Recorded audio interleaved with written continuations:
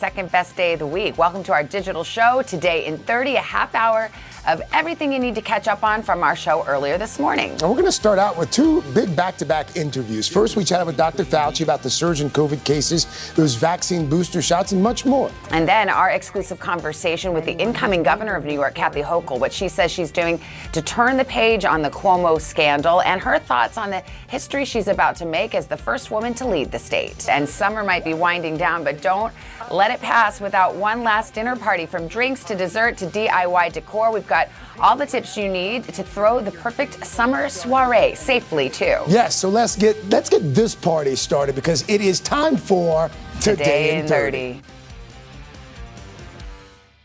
So there is a lot to talk about as we welcome in Dr. Anthony Fauci. Dr. Fauci, good morning to you as always, sir. Thanks for your time.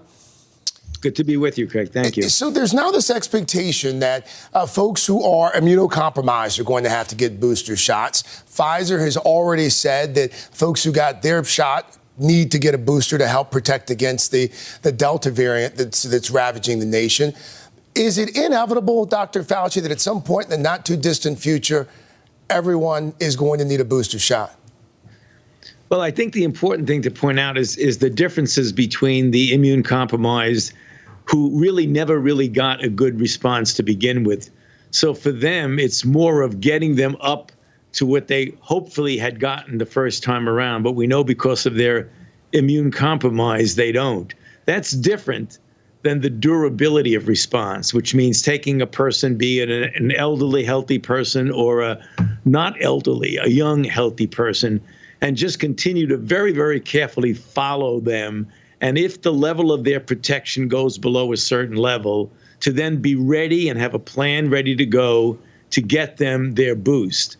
In answer to your question, no vaccine, at least not within this category, is going to have an indefinite amount of protection.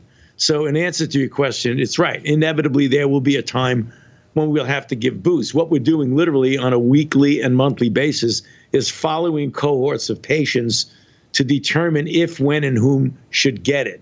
But right now, at this moment, other than the immune compromised, we're not going to be giving boosters to people. But we will be following them very carefully. And if they do need it, we'll be ready to give it to them. Let's talk about the guidance that changed on Wednesday from the CDC. Initially, the guidance was pregnant women could get it. And now the CDC is saying that pregnant women should get the vaccine. What prompted that change? Well, the extraordinary amount of data now that's accumulated, Craig, with pregnant women who it's very, very clear that it is safe in pregnant women. But importantly, the deleterious, harmful effect to pregnant women if they get COVID, not only to the woman herself, but to the fetus. So when you balance an enormous amount of experience that gives you a positive approach, that there really is a real high degree of safety against what we absolutely know, that when pregnant women who are not vaccinated get COVID, they get into serious difficulty. So there's no question that that recommendation had a switch from could to should. And you've got this patchwork of rules around the country with regards to schools. Testing's down, hospitalizations are up, cases are up. Should we be reopening all of our schools for in-person learning, Dr. Fauci?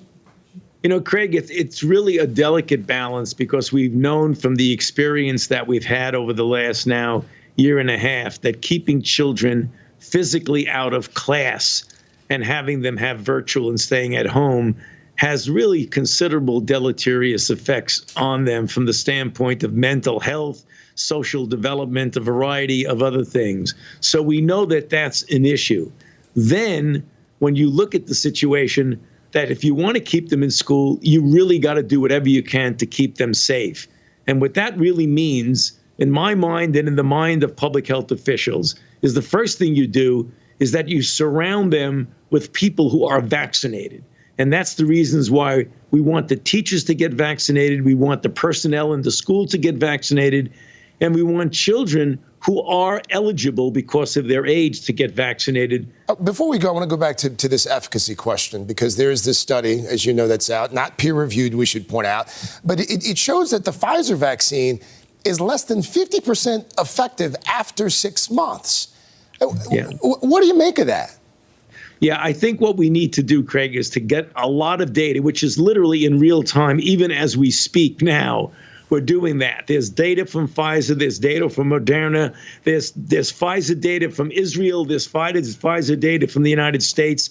What the CDC is looking at, they have cohorts of patients, elderly, nursing home, younger individuals, et cetera, looking at all that data. And if the data show, in fact, that the degree of protection has gone down below a critical level, that's when you're going to be hearing about the implementation of boosters. But right now, at this moment, they are examining the data. They do not feel that we absolutely have to give it, except for the immune compromised, who imminently they're going to get the approval. Dr. Anthony Fauci, we'll have to leave it there. Dr. Fauci, thanks as always, sir. Appreciate your time. Good to be with you, Craig. Thank you for having me. I'm rolling up my sleeves for science, so I'll survive if I can track this virus.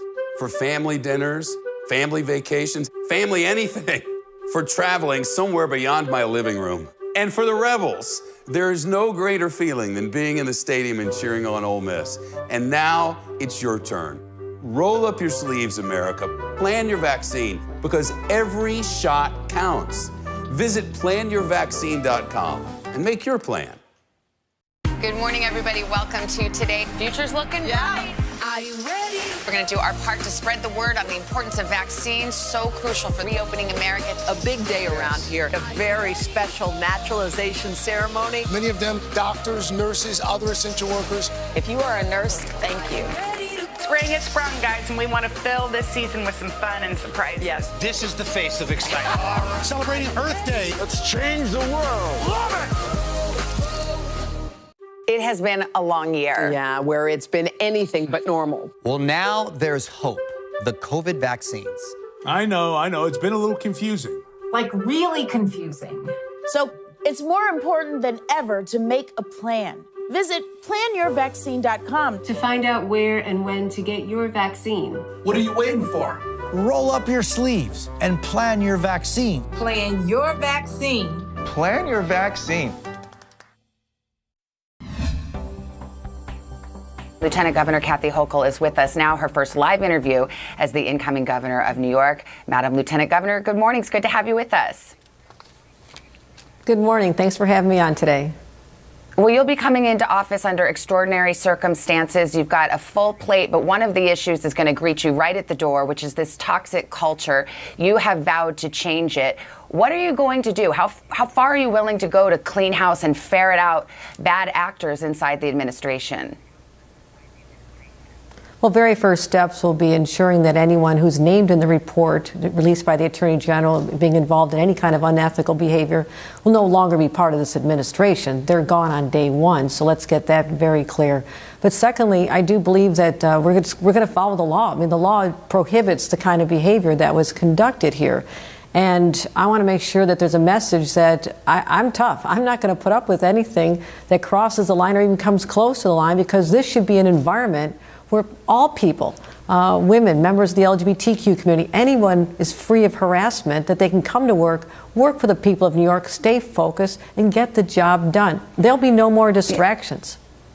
Yeah, you know, the report has surfaced not only these instances of sexual harassment, but also this larger cultural problem of bullying or intimidation. I mean, you've been a part of this administration for 6 years. Did you ever see any of that? Did you ever have occasion to talk to the governor about it or confront him about it?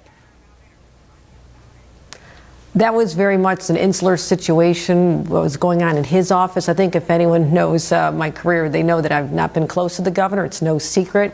And my schedule reflects that I spend very little time in Albany except when I'm presiding over the Senate. So I travel. I've been the chief advocate, the chief spokesman for this administration, championing causes all over the state. So I've not been in the rooms when this has happened, and it is actually sickening to me to see this surface. And my heart goes out to the young women in particular who've been toiling in this environment, and they need to know that they are welcome in my administration. I will respect them, and I have worked as an administrator and executive in many situations and had many staffs. And every one of these individuals that work for me, and I treat them all as family, they would attest that there will be a very different environment here just because of who I am. That's how I am. Do you believe that the state assembly, the lawmakers there, should proceed with impeachment proceedings against Governor Cuomo?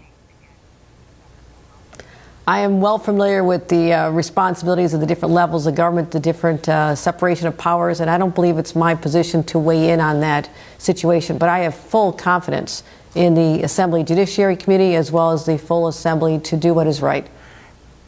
Can I push you on that just a little bit, though? Because, you know, you are coming in as governor, a position of leadership, and there's a divide here. Some say, look, let it go. It's a distraction. It takes resources. It takes time. Others say he should be held accountable and not be able to run for state office again. Where do you come down on that key issue of whether impeachment proceedings should go forward? You mentioned this is a distraction. I want the people of New York State to know that I will not be distracted from job one, which is to fight COVID and bring back our economy. So that'll be going on in a parallel universe, which I'll be observing, but I don't have a voice in this, and I want that process to play out independently of the responsibilities that I will have, which are quite weighty on day one. Let's talk about COVID, because there are some really hot issues being debated right now. One of them is mask mandates, particularly in schools. Just generally, where do you come down? Do you think there should be mask mandates in schools? Well, this is an opinion right now because Governor Cuomo is still in office and this state only has one governor at a time. But when I become governor, this will be a key issue. And my view is that people will be wearing, children and everyone in a school environment will be wearing masks. That's just an opinion right now. I don't have the authority to make that the policy. And we're going to leave it up to the school districts right now. But we're going to monitor this closely. I mean, I was right there last year monitoring the Western New York side of the COVID response. So I'm well equipped to handle this and make decisions quickly. It's one of my strengths. But also to let the school districts know that we want them to be very involved. There'll be engagement with teachers, and I've already spoke to leadership of teachers unions, parents, healthcare community. I'm going to bring a different approach to this. It's not going to be top down. It's going to be much more collaborative, and I will listen to everyone before I make decisive decisions. Fair enough, and I know there is only one governor at a time. You've got 12 more days, but I think schools are looking for guidance right now, and I'm not sure I actually understood where you come down on whether or not you think there should be mask mandates. In other words, your health department could issue guidance to schools. A lot of local officials have said they'd like to see that guidance. I mean, what's your position on it? I believe that they'll end up being mask mandates. I just don't have the authority at this moment. In fact, I'm meeting the health commissioner in a couple of hours to go over this, and I'll be drawing on all the current data that's available, CDC recommendations, but also we need to be talking to the school districts as well.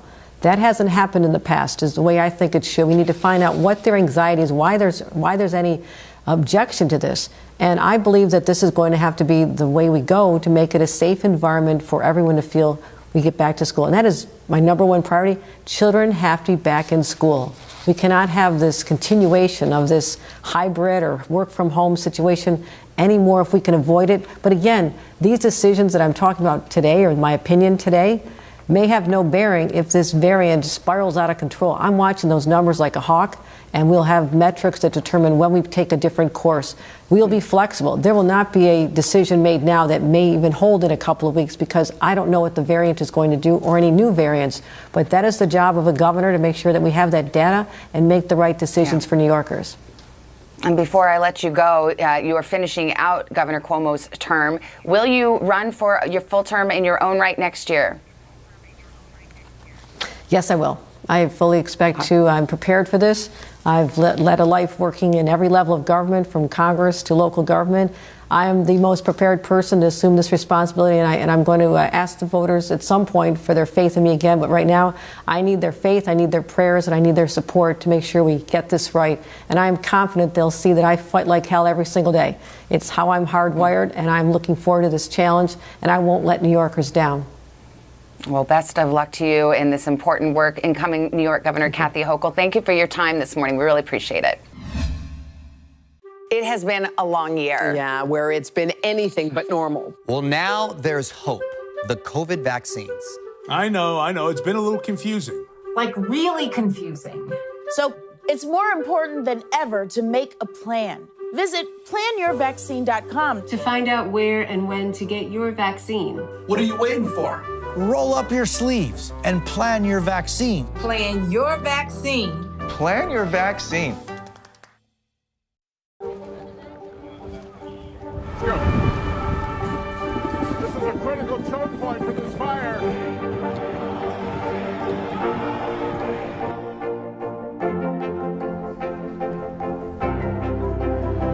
and good evening from New Orleans. Nice to really spend some time with you. Appreciate it.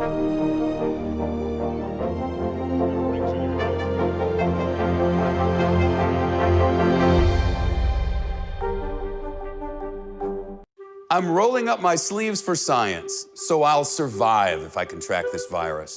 For family dinners, family vacations, family anything. For traveling somewhere beyond my living room. And for the Rebels, there is no greater feeling than being in the stadium and cheering on Ole Miss. And now it's your turn. Roll up your sleeves, America. Plan your vaccine, because every shot counts. Visit planyourvaccine.com and make your plan. Good morning, everybody. Welcome to Today. Future's looking bright. Are you ready? We're going to do our part to spread the word on the importance of vaccines, so crucial for reopening America. A big day around here. A very special naturalization ceremony. Many of them doctors, nurses, other essential workers. If you are a nurse, thank you. Spring has sprung, guys, and we want to fill this season with some fun and surprises. Yes. This is the face of excitement. Celebrating Earth Day. Let's change the world. Love it! Hey, everybody. There's our Third Hour Today crew. It's Today in 30, and over there we're talking Kristen Bell, Dax Shepard. Fantastic stuff. Crazy conversation. I am so happy that you are not the photographer for the Today Show, because this would just be a hot mess. Okay, excuse me, but what? What's the problem? Because our necks are cut off. Yeah, Sure we you can. No. It flips around. You see my eyebrows?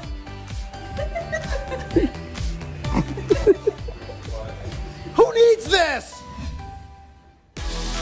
Welcome back to the Third Hour of Today with a look at a new game show that's just like a lot of families. Fun, competitive, and messy. Just like us. Exactly. Right. I got the chance to catch up with Kristen Bell, Dax Shepard, to find out about Family Game Fight and what goes on in their house. So what's the premise? What constitutes the fight, the battle? Lots of games, lots of weird games. We're also competing against each other. So we're the mascot of our team, and we go head to head nonstop. And we're trying to win, and each family that comes on, and it can be a pandemic family, a group of friends, anyone who considers themselves family. The Manson family. Okay, that might end a little differently. Yeah. He said it's a dangerous show. And Dax is fighting for his family. I'm fighting for my family to win $100,000. And we're getting ice buckets dumped on our head and down our back. They hook up a tube in this game called Brain Freeze with a big ice watery chunk that has to go down your back and down your pants. And it is one of the most uncomfortable things I've ever done. I would love to tell you it's not as bad as it looks, but it's worse. And we did it 18 times in a row. Oh my God. Kristen, you mentioned, like some pandemic families. Are there any lessons that we might have learned during the pandemic that you see with these families? They were teammates, and to the best definition of that. And I think that's because a lot of these people that came on the show, they spent the last 18 months together. And I mean, certainly learned what we learned, which is that patience and grace is key. And I think people always assume that boys smell worse than girls. And as the father of two girls and a boy, I can tell you that that's not necessarily so. And I understand that there's an issue in your house with that. I think you're referring to when we bathe them. It's a smell test. It's a foot smell test. And then you just pop them in the water or the shower or the bath. So it's every couple Especially of days. in the summer. So something happens in summer, right? You're just bathing them far less, and you're kind of leaving them in charge of it, which they're bad at it. And then, a whiff will hit you and you go, oh, it's time. Yeah. In fact, it was probably time yesterday. Yeah, but here we are. So was that the impetus for your line of Hello Bello for soaps and products for kids? Get them clean. Our kids were because we're overpaid and we live in Los Angeles. We were just in a really weird position where we could approach a Walmart and start with the economy of scale that allowed us to do really premium, healthy, organic stuff for half the price of the other stuff. We say it's your mom's ingredients at your dad's prices. The girls aren't babies anymore. Now that they're out there and they're these independent, free-thinking, free-range kids, what are they coming home with that still just kind of gobsmacks you sometimes? Well, currently, into our great horror, our 8-year-old has taken an interest in musical theater. She's learning like reams of dialogue and songs, and she's just on fire for it. She's doing a lot of plays and she's doing a great job. Yeah. And the younger one is all over the place. Yeah. We don't know what her deal is yet. Al, it couldn't possibly mean anything to you, but I just want you to know, it was 17 years ago. Okay. I was promoting a movie without a paddle. It was really the first time I was on television. You interviewed Seth, Matt, and I down in the plaza. Oh, yes. And I couldn't believe I was on TV with you. Thank you, Al. Thank you so much. Here we are. Guys, thanks so much. It's great to see you. Thank you, Al. A lot of fun. 17 years going strong, you and I. Yes, yes. Oh my gosh. I mean, it's crazy. That? I did not remember that, to be perfectly honest. And it really was to the day that we interviewed that. him. Wow. And, I mean, it's just crazy. They were 17 years and we shot that interview. And wow. Yeah, look at how young. He looks so young. You know what is so interesting to me? So today we're talking about him. Mm-hmm. Was it yesterday we were talking about Katie Ledecky when you were out on the plaza? Yes, she was 1 year old. So I think that you had the Midas touch, my friend. I interviewed Abraham Lincoln. You are a mess. He was here. It was incredible. But there's so many other stars. I told him not to go to the theater then. No. But anyway, Family Game Fight, airing Wednesdays at 9, 8 Central on NBC. And for more of our interview, head to Today all day this afternoon at 2:30 and 6:30 Eastern. More Americans watch NBC News than any other news organization in the world. Let's go. And good evening from New Orleans. There is breaking news. There you go. Good morning, everybody. Welcome to Today. Future's looking bright. Are you ready? We're going to do our part to spread the word on the importance of vaccines, so crucial for reopening America. A big day around here. A very special naturalization ceremony. Many of them doctors, nurses, other essential workers. If you are a nurse, thank you. Spring has sprung, guys, and we want to fill this season with some fun and surprises. Yes. This is the face of excitement. Celebrating Earth Day. Let's change the world. Love it. It has been a long year. Yeah, where it's been anything but normal. Well, now there's hope. The COVID vaccines. I know. It's been a little confusing. Like, really confusing. So it's more important than ever to make a plan. Visit planyourvaccine.com To find out where and when to get your vaccine. What are you waiting for?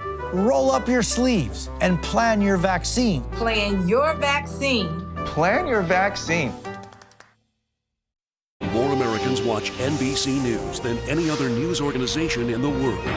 More Americans watch NBC News than any other news organization in the world. Good morning, it's Nathan Turner here. I'm going to be on Hoda and Jenna talking all things summer entertaining, cocktails, summer recipes, tabletop ideas, and more this season. This week, we've been checking off our summer bucket list. And if you've been thinking about hosting a dinner party, we've got some ideas you can easily throw together this weekend. And we hear, Jenna, there is a BLT bar. Just like what involved. we need is more pork. Okay, my kind of party. And here to tell us about that and more is Nathan Turner, author of I Love California, Design and Entertaining the West Coast Way. Hey, Nathan. Hey, Nathan. Good morning, guys. Morning. Nathan, I'm a fan of your design. You're very talented, but you're also great at throwing a party. So we've already had a hot dog meets a apple pie together this morning. You guys are way ahead of me here. And say hi to Tina the plant for me as well. I know, we She's will. doing well. Okay, can we start with cocktails? Every good party needs a drink. Cocktails. It's one of the most important things. Summer in a glass is my favorite. Sangria, everyone loves it, but I make it with white wine or champagne. This is white wine, peaches, grapes. It's super summery. Oh, yum. This is another one of my favorites. Basically, it's like a really great margarita bar, but you put a bunch of fresh fruit on ice, let people make their own. You can make it non-alcoholic if you want. You can have vodka, tequila, whatever. Muddle it all into a glass, and it's really fun, too. Yum. That looks great. So flowers are a big part of decorating, I know. But today in New York City, the heat index is 106, and I'm not making that up. Yeah, it's a little warm. So what kind of flowers hold up outside in the summer? I always say go in your backyard and see what you have. I didn't have these in my backyard, but stuff like sunflowers are really hardy. Greens, take a branch from one of your trees in the backyard and make a big arrangement out of it. And it's really pretty and it holds up to this heat. Okay, so evidently colorful gingham is having a moment, which we can see on your tables with the green and the yellow. What's a way to elevate our table decor? Well, here's a couple ideas. Gingham is having a moment, and don't be afraid to mix match. I have yellow and green and large and small checks. And then also I do these little like votives. These are really inexpensive and easy to make. Take a plain votive, dip it in a little bit of paint, and then leave it out to dry, and you have custom colored votives. Oh, that's so cool and easy. We've all used these little bamboo cutlery, and you can put a little bit of decorative tape, and it all ties into your color scheme. Obviously, today I'm doing a really cheerful green and yellow. Where do you get that bamboo cutlery? You can just get it online somewhere? Oh, you can get it online. Honestly, I find it at most supermarkets at this point. Do you ever use the... Sorry, I was going to ask if you ever use the IKEA Swedish meatball candles, but no.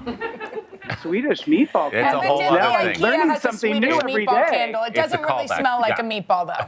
Well, sorry, I interrupted you. Go ahead. No, it's fine. This is one of the only disposable items I like.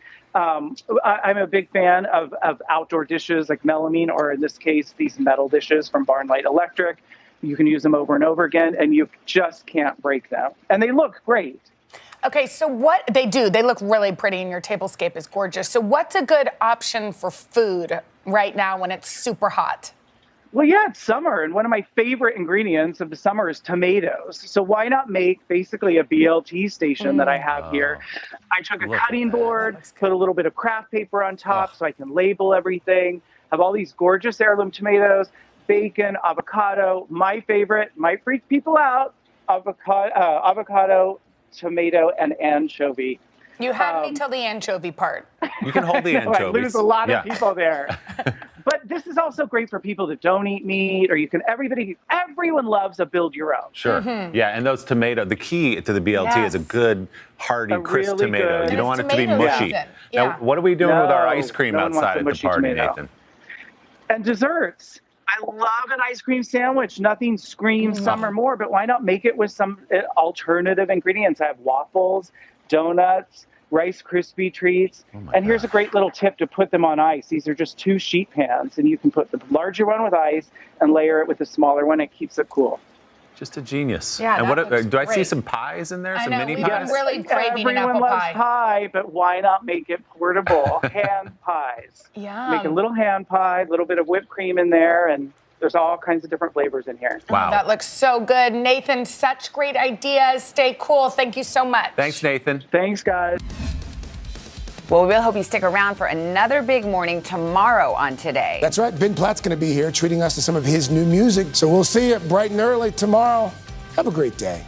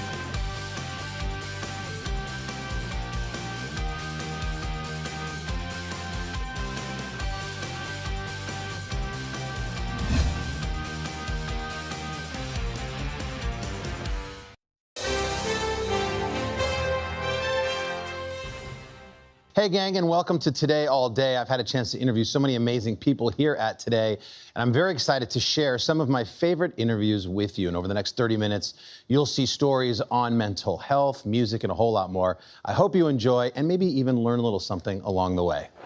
You couldn't be the superwoman you are now had you not gone through all of those years of what you saw, what you experienced. It gave me the opportunity to be who I am today. And in loving myself, I can love others and help other people.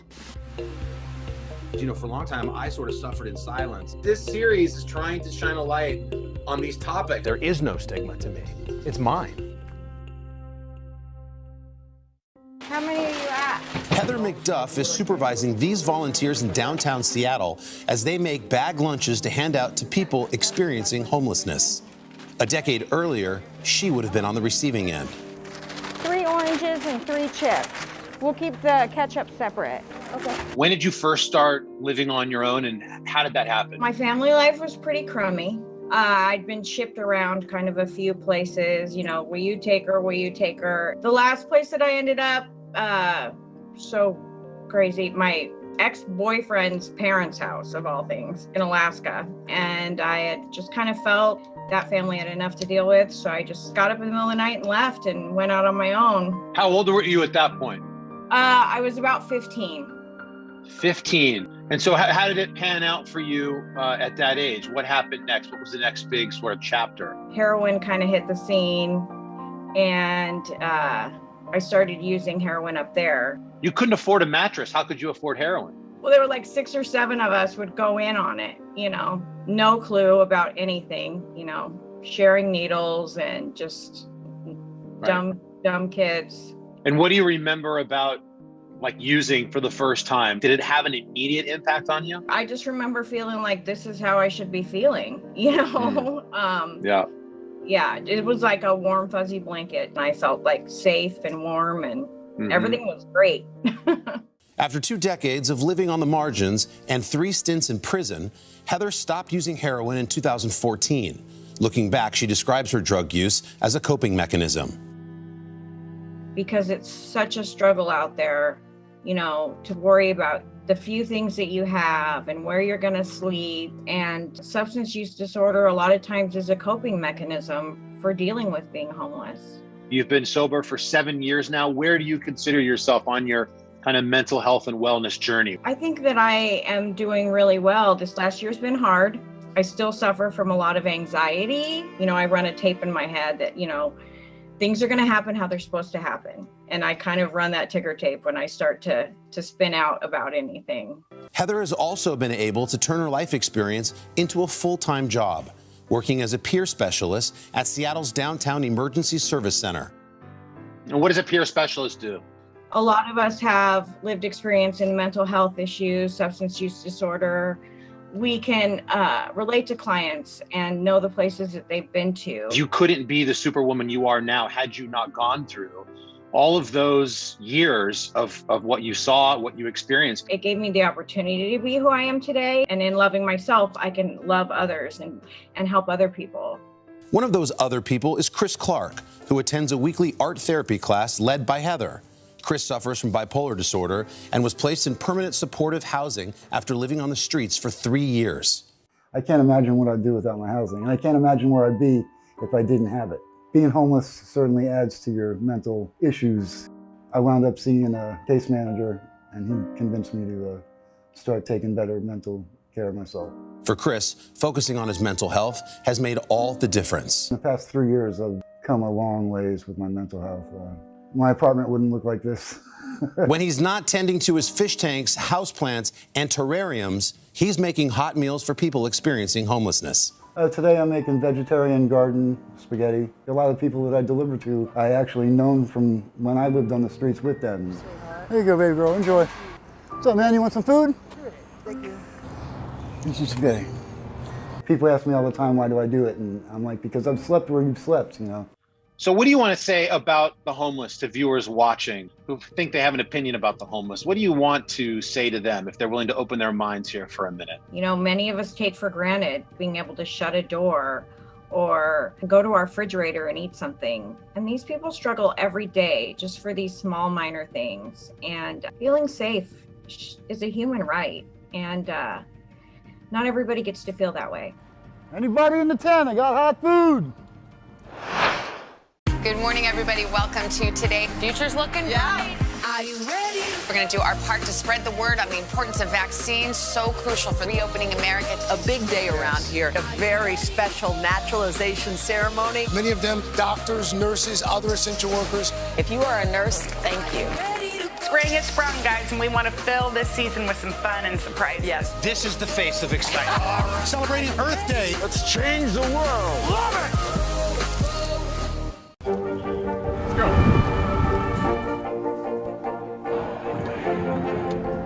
And good evening from New Orleans. There is breaking news. Declare you vote. More Americans watch NBC News than any other news organization in the world. It has been a long year. yeah, where it's been anything but normal. Well, now there's hope. The COVID vaccines. I know. It's been a little confusing. Like really confusing. So it's more important than ever to make a plan. Visit planyourvaccine.com To find out where and when to get your vaccine. What are you waiting for? Roll up your sleeves and plan your vaccine. Plan your vaccine. Plan your vaccine. More Americans watch NBC News than any other news organization in the world. More Americans watch NBC News than any other news organization in the world. 4 NFL stars who are leading the charge when it comes to breaking the stigma around mental health. Each of them brought a unique perspective to the table as we talked about what it means to be a pro football player sharing something so personal. For 17 Sundays during the year, some of the world's greatest athletes go head-to-head on the gridiron. Pass caught by Hayden Hurst. While physical performance has always been key to victory, now players from around the NFL are also highlighting a different aspect of health. For a long time, I was only focused on staying physically strong. Your brain is a muscle too, and it's something that you really have to practice. A groundbreaking new NFL campaign is tackling mental health head-on, and I had a chance to sit down with 4 players leading the conversation. Solomon Thomas of the Las Vegas Raiders hit a low after he lost his sister. I needed help, and I wasn't going to survive without help. DJ Chark, a wide receiver for the Jacksonville Jaguars, first recognized his struggle with anxiety at LSU. Whether it was football related or not, I would just always be nervous. Demario Davis of the New Orleans Saints had learned that working on his mind is just as important as working out. We're 3-part beings with spiritual, mental, physical, and so you can't leave the mind behind. And Adam Thielen of the Minnesota Vikings shines a light on youth mental health through his foundation. I can't explain how important it is to just say, hey, I have some things going on and I need your help. We're there to help them now. This is the moment for us to strive forward as humanity and be able to overcome the stigma around mental health. You think people perceive you as being soft if you're talking about your mental health? I still think the stigma is pretty strong. That's one reason I didn't start speaking right away about my depression, about my journey, about my sister's journey as well. I was afraid of what fans would think, if teammates would think I'm soft. Come out and you speak on it. First thing is he's weak or he's not a leader. And it's like, oh, well, we don't want that on the team. I think that shows courage when you come open and say, I have whatever it is, I have this issue. I have something I'm struggling with. That's courage to come out and tell your brothers that in the locker room. These guys say that the expectations of what it means to be an NFL player can add a whole new level of pressure. Tomorrow, there's this idea for people, it's football Sunday, here we go, tailgate. We watch the Gladiators come out the tunnel. Do you think by nature of what you do professionally, it's even harder to express your sort of mental issues? Even if you want to look at, gladiators being on the field, what's going to make the best gladiator? That gladiator needs to walk out mentally as sharp as he is physically sharp. What can the NFL do to help this out? I think the NFL's new mental health mandate a couple years ago was great, making sure they have at least a psychologist or a therapist on every staff and making it available to everyone. But that really wasn't enough.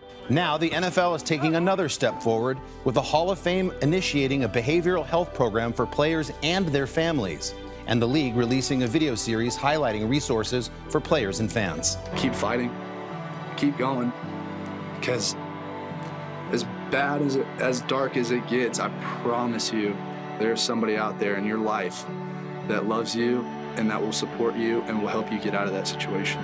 I think a big way to break the stigma is leadership, right? And using your platform, which the 4 of you are doing, and it's so important. For people watching this right now, what is your message for them? It's okay to not be okay. You know, it's okay to be sad, awkward, whatever it is, and go get help. There's help available. Just know you're not alone. And I know that for a fact because once I opened up, I found people who I'm able to have conversations with, guys like you who I never thought I'd have a conversation with, definitely about this, definitely on the Today Show. I commend all you gentlemen, your heroes, because of your honesty, your transparency, and being the example to many people to say, you know, hey, we don't have it all right. We're not perfect, but it's okay. And we're going to do this together. And because of that, you guys are all leaders and heroes, and I appreciate you guys. I mean, you can't underscore how important that conversation is, and for them to be speaking up like that. It wasn't that long ago. In fact, the New York Times wrote a great article on it yesterday about mental health. You could Google athletes, depression, and get nothing. If you're a young athlete and you're in college and you're feeling weird, you're feeling like you have anxiety, there was nothing there. It takes men like this. Certainly takes Kevin Love, DeMar DeRozan back in February of 2018. We've talked about Michael Phelps. We've talked about Amy Reisman. All these people who've come out and have talked about it. That unlocks 1,000 stories behind it. When they come out and talk, someone relates to it and somebody's better off for it. And it used to be that people waited till after they were done with the sport, like Terry Bradshaw or even Phelps. Right. They talked about it when they were done. These guys are right in the middle of it and talking about it. Well, Naomi too. I mean, she came out beforehand and said, hey, this is what's happening. Yeah, same. But it's an important conversation to break that stigma, and I'm proud of those guys, especially at the NFL level, because we put them on such a pedestal. So thanks to them. There's more of that conversation, by the way, as you can imagine. I spoke for about an hour with those guys. If you want to watch it, you're welcome to go to today.com to do that.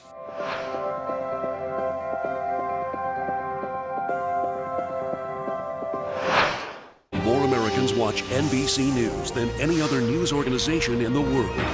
Good morning, everybody. Welcome to Today. Future's looking bright. Are you ready? We're going to do our part to spread the word on the importance of vaccines, so crucial for reopening America. A big day around here, a very special naturalization ceremony. Many of them doctors, nurses, other essential workers. If you are a nurse, thank you. Spring has sprung, guys, and we want to fill this season with some fun and surprises. Yes. This is the face of excitement. Celebrating Earth Day. Let's change the world. Love it! It has been a long year. Yeah, where it's been anything but normal. Well, now there's hope. The COVID vaccines. I know. It's been a little confusing. Like really confusing. So it's more important than ever to make a plan. Visit planyourvaccine.com To find out where and when to get your vaccine. What are you waiting for? Roll up your sleeves and plan your vaccine. Plan your vaccine. Plan your vaccine. I'm rolling up my sleeves for science, so I'll survive if I contract this virus. For family dinners, family vacations, family anything. For traveling somewhere beyond my living room. And for the Rebels, there is no greater feeling than being in the stadium and cheering on Ole Miss. And now it's your turn. Roll up your sleeves, America. Plan your vaccine, because every shot counts. Visit planyourvaccine.com and make your plan. More Americans watch NBC News than any other news organization in the world. Let's go.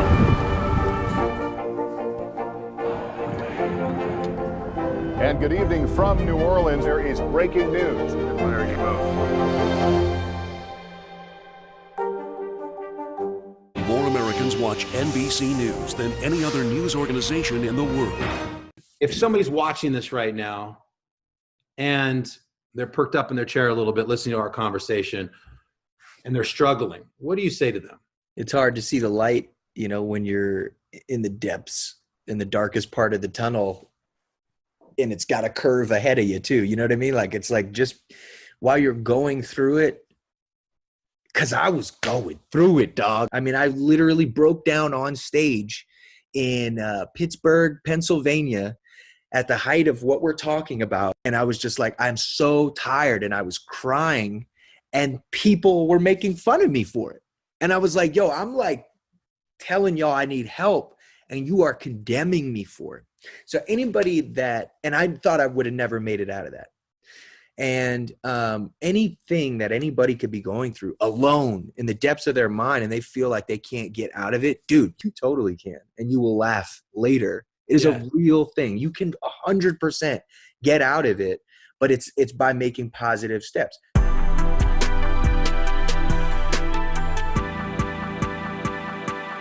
I've been trying to bring up the conversation about anxiety and depression and mental health as much as humanly possible and try and normalize it, talk about it, because, for a long time, I sort of suffered in silence. And I've been thinking about this pandemic, and I know there's so many millions of people, and it breaks my heart that they also are suffering in silence. And I wondered if you thought during this crazy time, like, you have a lot of time to yourself and your thoughts. How's that been for you? Is that a benefit or a burden, would you say? What a beautiful question, dude. It's kind of crazy because, sorry. I've always been able to talk to my notebook, right? But even then, there are things that I hadn't dealt with. And I remember it was about 5 years ago when I had this crazy panic attack and I didn't even really understand what was going on. I had one, bro.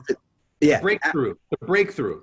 Yeah, it was like a huge one. And I'd had panic attacks or whatever. This was different because then it changed how I viewed reality. And I went through this thing called derealization, where you feel like you're kind of out of it. I speak your language. Go ahead. My buddy, Chris Zaru, who's actually my manager, he was like, man, you got anxiety. And I was like, no, I don't. He's like, you have anxiety, bro. And I was like, no, I don't. Like, because I didn't want to be, I don't know, like labeled as this person with anxiety. My mom had anxiety. It was this whole thing. But I say all that to say I'd always been able to write.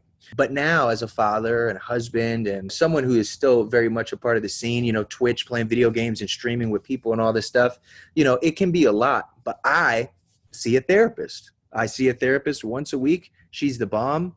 And it allows me to get these thoughts out. But even before her, I was always still speaking to loved ones and people that I felt close with, even if it was difficult and scary to initiate. I still did that. So I think that is something that's really important. Right. And you're right. Like the simple fact of like talking about it on any level. I mean, I had the same experience where I was like, I don't have anxiety. What's anxiety? That's a word that like my father would say, anxiety is not a real diagnosis of anything. Yeah. It just means you're lazy. So that's something my dad would say. Yeah. And come to find out that's not the case. And simply just talking about it. If you have a 10-minute conversation with someone, saying, I don't know what I'm thinking. I'm feeling kind of weird, feeling a little nervous. I get this kind of fight or flight. I get real scared. I start to get out of my body a little bit. All those triggers, you could talk to somebody about it. You'll feel better like that. Like that's already one way to bring anxiety levels down. The 1-800 song obviously was, I know what it did for other people's lives. You saved lives. What did it do for you? It completely and utterly changed my life. And I remember the moment that it happened. It was the MTV Awards and I was on stage and I really wanted to give this speech. It was the biggest platform I had at that moment in my life and I wanted to say something. The song is called 1-800-273-8255, the number for the National Suicide Prevention Lifeline. It's an imagined phone call between someone in pain and a lifeline operator. After the VMA's performance, calls to the hotline went up a staggering 50% from those looking for help, and opened up a national dialogue on mental health that was desperately needed. So it's like it changed my life almost in like, if I'm just being selfish, it was amazing. It kind of threw me into this like mainstream household, being known, which was amazing, but for a good all the right reasons. Yeah. And so that was really special. That also affected me in an extremely negative way because I went from 0 to 100. And then everywhere I'm going, I'm talking about suicide constantly and, suicide and suicide prevention. But still, it's a very dark place, right? That's why I always say the people at the Lifeline are just and the real heroes because they deal with these dark things every single day. Project Healthy Minds is an organization that you're involved in. I want you to just tell me about it in a second, but we do have the man who can break it down for us, CEO Phil Shermer. So Phil, if you can, jump in with Logic and I, and tell me a little bit about how you guys, I know there's sort of like two main goals for the organization. What are they? The first goal is to shatter the stigma of mental health. And the second is to make it easier for people to find mental health services. I love that. Logic, you've been incredibly honest about your struggle with mental health. What did they come up to you and say? I was just seeing people from all walks of life and color and background and religions kind of coming together and unifying about speaking up about this specific thing, right, that plagues us.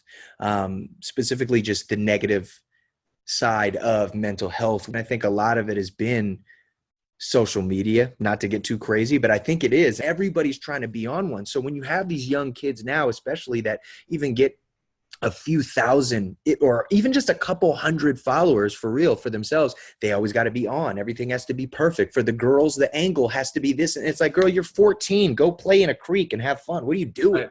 Exactly. You know? So I think it's that's finally actually affecting, you know, the everyday man and woman and young kid as though they were themselves famous because everybody is watching every move that they're doing. Phil, the numbers are startling.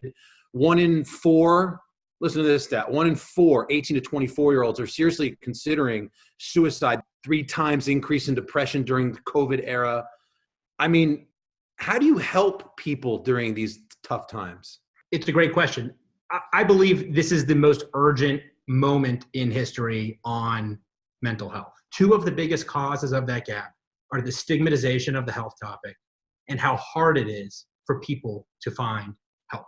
If you Google mental health, there's more than 1 billion hits on Google. So how does anyone know where to begin? And part of what I think we need to do in 2020, it should not be so hard to find mental health support, to take that first step. Right now, it's very hard just to take that first step. Yeah. I'll tell you where it should start, maybe in the medical field, because from my own experience, I went to my general practitioner, like I was getting a physical, and we started talking about mental stuff and how you doing. And I'm like, I don't know, I'm having some pretty racy, crazy thoughts and this and that. And she, at the end of the day, was trying to prescribe me Klonopin. And I'm like, okay, I'll try anything sort of thing. And she literally told me, this is my doctor, literally like got close to me and said, I wouldn't tell anybody, they'll think you're crazy. Wow. Think about that for a second. This is my own doctor telling me to like go out of the room, go fill a prescription of something, take it, but don't tell anybody because they'll look at me. Also, not to interrupt you, but think about this. This is also, and sorry, Phil, this is also something that I dealt with because I had certain friends of mine that were like, oh, maybe you just need medication. And I think this stigma is so, like, people are so quick to throw pills at it and try to muffle it down. And in many ways, that's like very insulting to people who are at a level where they actually do need medication. Do you know what I mean? Like, because that's a real thing when it comes to depression or, you know, even down to a chemical line such as schizophrenia and bipolar. And at the end of the day, and it was so hard. It was the hardest thing I ever had to do in my life was face my demons without chemically suppressing them to find that equilibrium. And I did that. Now, not necessarily everybody can because they may be at a place where they do need pills. But for, like you said, a medical practitioner, for a doctor, first thing to throw a pill at somebody, I think that's crazy. What do you think, Phil? I think that's exactly right. I mean, I think, you know, we have no concerns talking about our physical health. Nobody gets scared to admit that they have a broken arm or they have a bloody nose. And so it should be the exact same way on mental health. And it is not a one-size-fits-all approach. And I think that's one of the challenges to how people have approached this historically. They categorize you either as ill or fine. And that's how the world works. There's a lot of gray in between, and everybody is on their own journey.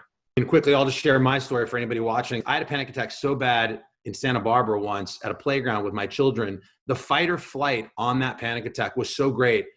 Left my own children. I went running. Left my wife knew what was going on. She knows. And I had to go back to the little hotel we were staying at. I crawled under the covers like I was a 7-year-old little boy, scared out of my mind.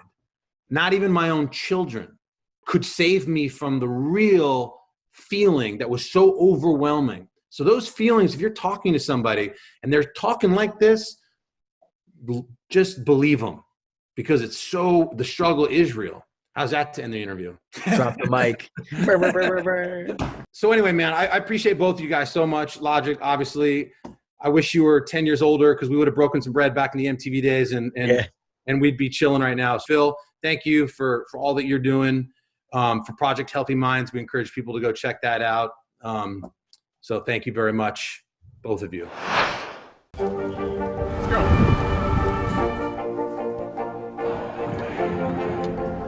And good evening from New Orleans. There is breaking news. There you go.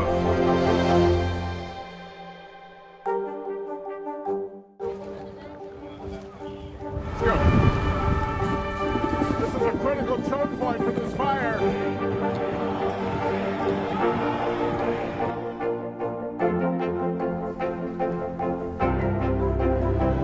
And good evening from New Orleans. Nice to really spend some time with you. Appreciate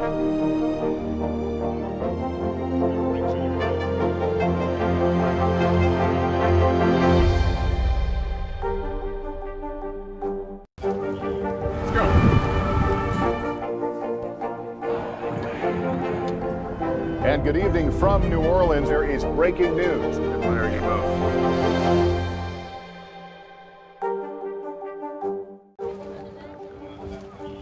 Let's go.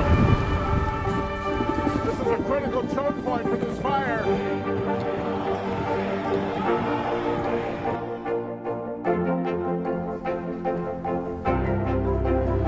And good evening from New Orleans. Nice to really spend some time with you. Appreciate it.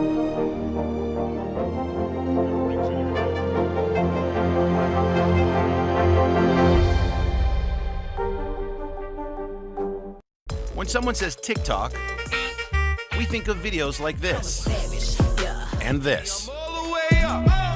But hidden among the dance challenges and debates about hair parts is a growing community of mental health professionals who are using the app as a megaphone to destigmatize therapy. You made it to the place where there isn't any drama. All I'm here to do is help you through your trauma. Nadia Adesi is a licensed social worker, psychotherapist, and one of TikTok's most popular mental health resources. She started posting videos at the start of the pandemic. What inspired you to start TikTok therapy? I was getting so many messages from family and friends saying, I'm experiencing anxiety, I'm experiencing depression, my kid is really stressed. So I realized, okay, people are really struggling right now and they really need this information. Her stats 1 year in, 32 million likes, 3.1 million dedicated followers, most of them teenagers. I look back between the ages of 13 and 20, and I would have given anything just to hear a community talking about these weird, crazy thoughts that I was having and to normalize it immediately. I think Gen Z is the first generation that is really recognizing earlier what is happening because of all the resources that are out there. Do you think it's a good pathway to sort of more like long-term in-person-to-person therapy? I do, yeah. I think seeing a video, being informed by the video, connecting to the video leads you to the next step. And in my practice, I would say 80 to 90% of my clients came from TikTok. That more traditional next step is what many mental health professionals hope the app will encourage. There really is no replacement for that in-person give and take where we can tailor the therapy to the person that needs it. While professionals say TikTok isn't a replacement for one-on-one therapy, many Gen Z teens, like Lana, Chris, and Ella, say it's helped them deal with stress, anxiety, and loneliness this past year.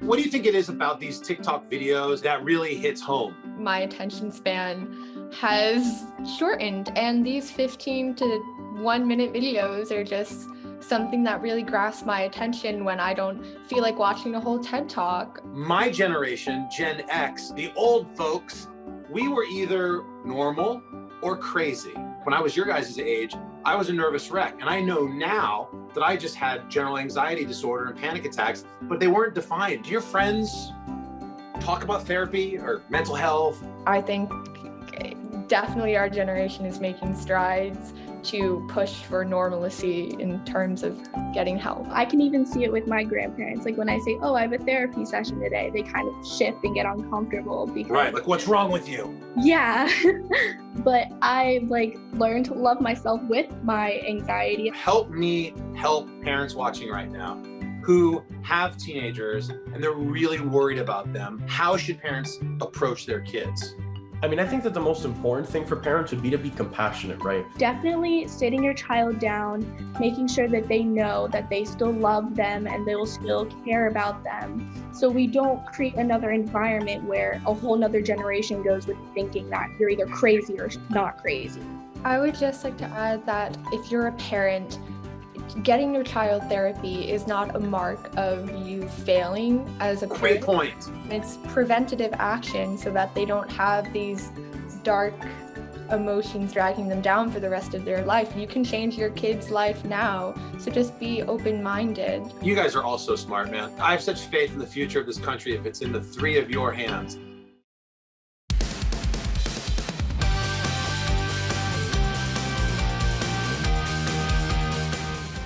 Hello, all of you watching Today All Day. We've got lots to cover on this Thursday morning, including an all-day exclusive chat you can only see here. First up is pop star Chanel is in for Carson, and one of our favorites, Dolly Parton just announced she co-wrote a new book. Here's all the details. Now it is time for the best time of the morning. No Carson, but we got Chanel. All right. Okay, so we have some good stuff for you this morning. First up, the one and only Dolly Parton, the self-proclaimed book lady, is adding a new title to her bookshelf. And this one is her very own. The country music icon announcing she has co-authored a novel with legendary writer James Patterson titled Run, Rose, Run. It's set to tell the story of a singer-songwriter on the rise in Nashville and running from her past. Parton telling her fans on social media, "I could not be more excited about the release of my very first novel. I also have a new CD to go along with the book based on its characters and situations." Now, this may be Dolly's first new novel, but she's certainly no stranger to the world of reading. Her charity organization, the Imagination Library, has provided millions of books to children all over the world. Run, Rose, Run is out in March, and we certainly can't wait to check it out. Prince Charles and Princess Diana. Listen to this. It's been 40 years since the world watched the Prince of Wales and Lady Diana's historic wedding. And a major piece of memorabilia from that day just sold at auction for just over $2,500. Any idea? I didn't know there was any memorabilia left from that day. They're prenup? Well, guess what? No. A slice of royal wedding cake. Yes, the 40-year-old piece was sold to British local Jerry Layton, and despite the seemingly good condition the cake appears to be in, it did come with a warning label. The auction cautioning it would advise against anyone, trying to take a bite of the slice. They say, though, that, it can last forever. The cake comes from one of the 23 official wedding cakes from the 1981 royal nuptials. $2,500, I think that's a steal. Is it a steal? I mean, a cake from the royal wedding? A slice, I mean? Anyway, there you go. Savannah? You can have it, but don't eat it. Still to come on Today Talks, it's an intergalactic edition of Overheard on Third after this. More Americans watch NBC News than any other news organization in the world. Let's go. This is a critical choke point for this fire.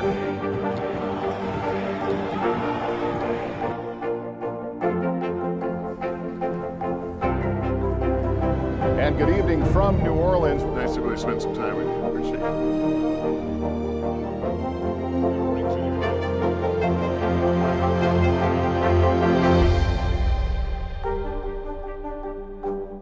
It has been a long year. Yeah, where it's been anything but normal. Well, now there's hope. The COVID vaccines. I know. It's been a little confusing. Like, really confusing. So it's more important than ever to make a plan. Visit planyourvaccine.com to find out where and when to get your vaccine. What are you waiting for? Roll up your sleeves and plan your vaccine. Plan your vaccine. Plan your vaccine. Let's go.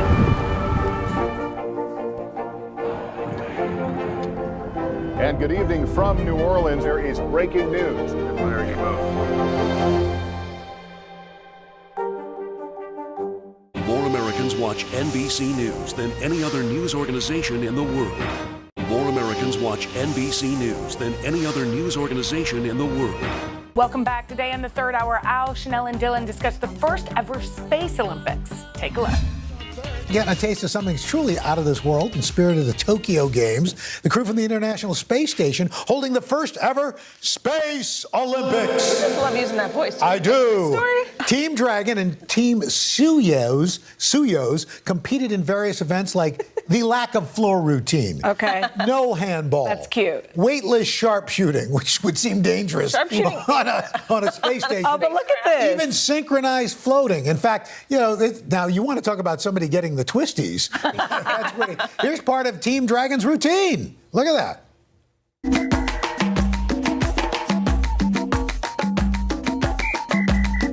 Oh, wow. The crowd's going wild with that move. Oh, my goodness. Has never been seen before. It's incredible. That's impressive. That might be my favorite thing. That's so I feel like we undersold this. This morning I was like, what? The Space Olympics? And our producers were like, this is cool. You know the lesson we've learned? What? Always trust our producers. There you go, because that is pretty cool. Okay. She just said thank you. You're welcome, Speaking Allie. of space, you're welcome. Speaking of space, another spectacle, the Perseid meteor shower. You talked about this yesterday. I tried to find it last night, and it was too cloudy. Well, scientists call it the best meteor shower of the year. You can still try to catch it tonight. Share your photos with us. Here are some of them from NASA. Tag us on social media at Third Hour Today, and we may even show your pictures on air. And speaking of showers, let's go to Dylan's husband, Brian, who got soaked with the extreme weather we've been dealing with. He's not happy. Wait, can we play this? It's so funny. Yeah, this is from his Instagram. He's not a happy man. I think he has some music. Oh, we don't have it? Yeah, well, being married to a meteorologist, Brian was upset that you did not let him know. So mad at me. That it was going to rain. But here's what happens. What? I forget that he'll be outside at a certain time. I can't give personal forecasts all day long. Wait. It's your husband. And in this video, he comes out and he's like, everybody's like, Bashara, did you not get your umbrella? Did your wife not tell you it was going to be raining? And he's like, so wow. You can't give personal forecasts all day? The man you live with? The man who's helped you bring 3 kids? I didn't see him that morning. We were shifting. You could text him. Oh, bring an umbrella? He won't remember the umbrella. He'll forget the umbrella. I also told him to bring a sandwich so he didn't have to buy himself dinner, and he didn't bring the sandwich. Well, it would have gotten wet. No, we would have eaten it. We'll be right back. And it is a fist. Soggy sandwich. It was a sausage and pepper sandwich. Our next guest began his Hollywood journey when he was still in his teens. Garrett Hedlund played Don Billingsley in the 2004 sports drama Friday Night Lights and went on to star alongside Mark Wahlberg and Andre 3000 in Four Brothers. Well, now Garrett's returning to our TV screens in the 2nd season of the hit show Modern Love. It's based on the New York Times column of the same name. This season proves even after heartbreak, you never know when love will come knocking again. Excuse me. Are you the wife of the guy my wife is having an affair with? We're not together anymore. I'm Isabel. Spence.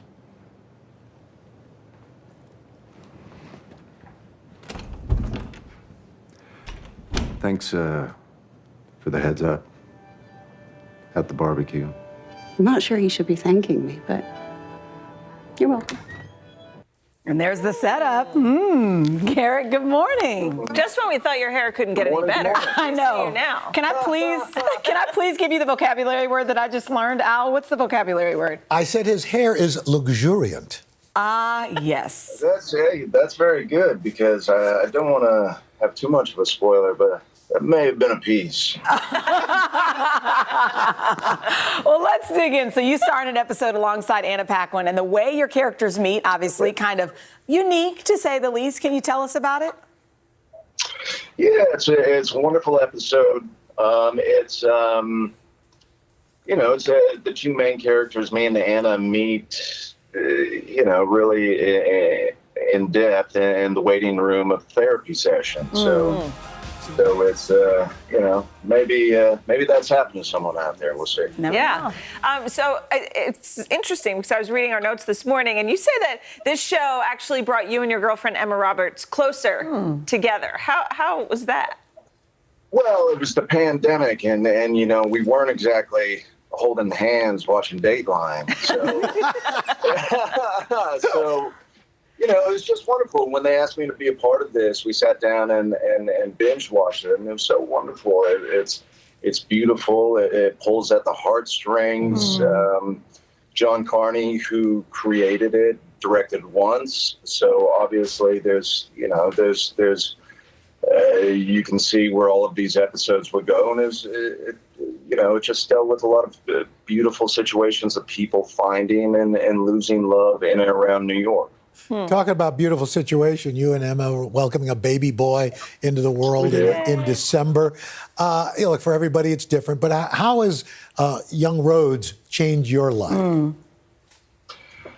Man, I snap awake every morning to see his first smile, and every morning he smiles so big when he sees me, and it's really, I think it really dives into acknowledging sort of the power of appreciation. It's changed you know, how I look forward to every day. It's changed how I look forward to work and my job and every situation, you know, instead of, you know, especially some days at work when it gets long, or it has been long consistently, and you say, man, I'm sorry, guys, I can't meet up. I have to do this, and I have to work with this great director, and I got to do this big monologue, and I have to. And he really makes me think of, I get to do this, and it's really changed my life, you know, for every better way. Can I just tell you how special that is? And I hope that we save this tape and we play this for him when he gets a little older, because to hear his father say that will just be so special. So there's a pretty interesting story about how you landed on his name. His name is Rhodes. Tell us about that.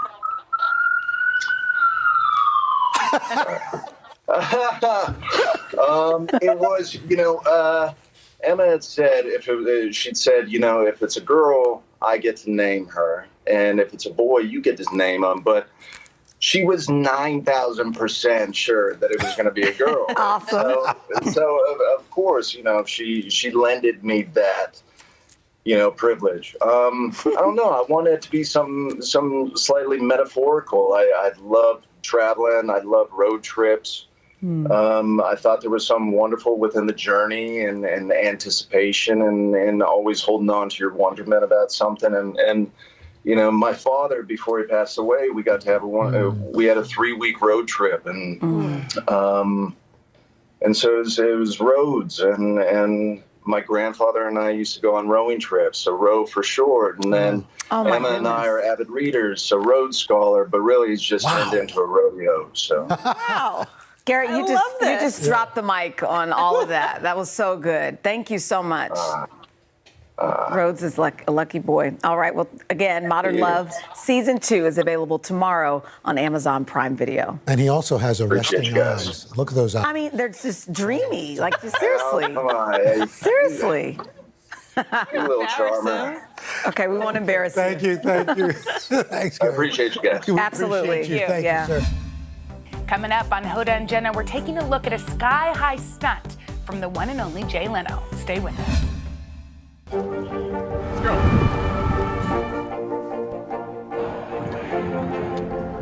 And good evening from New Orleans. There is breaking news. Good morning, you both. More Americans watch NBC News than any other news organization in the world. I'm rolling up my sleeves for science, so I'll survive if I contract this virus. For family dinners, family vacations, family anything. For traveling somewhere beyond my living room. And for the Rebels, there is no greater feeling than being in the stadium and cheering on Ole Miss. And now it's your turn. Roll up your sleeves, America. Plan your vaccine, because every shot counts. Visit planyourvaccine.com and make your plan. Good morning, everybody. Welcome to Today. Future's looking bright. Are you ready? We're going to do our part to spread the word on the importance of vaccines, so crucial for reopening America. A big day around here. A very special naturalization ceremony. Many of them doctors, nurses, other essential workers. If you are a nurse, thank you. Spring has sprung, guys, and we want to fill this season with some fun and surprises. Yes. This is the face of excitement. Celebrating Earth Day. Let's change the world. Love it! Let's go. This is a critical choke point for this fire.